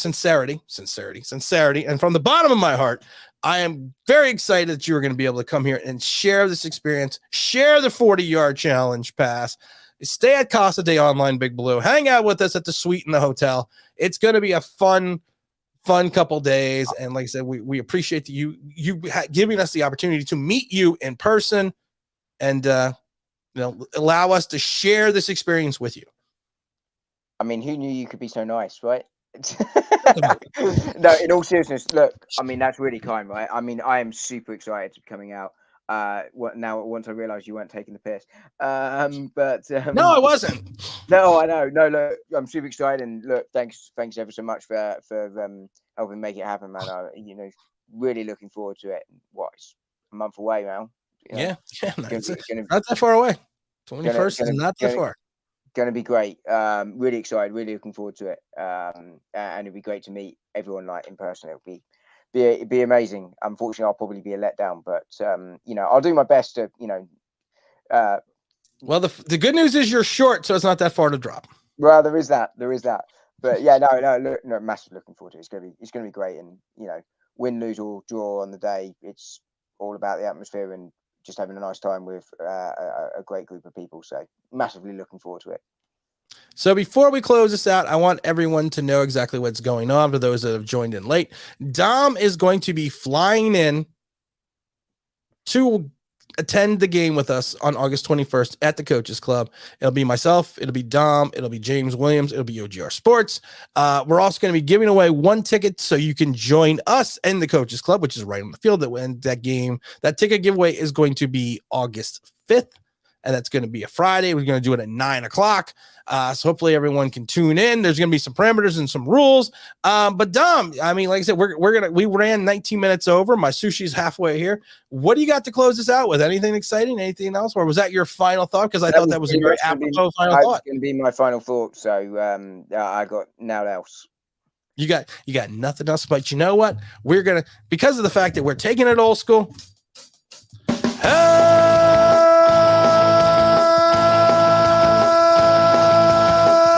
This is Tim with Online Big Blue, bringing you the best of New York Giants sports talk and Hayward. I appreciate everyone. Thank you for stopping by. Thank you for stopping in. We'll have a stream real soon, and we are out of here.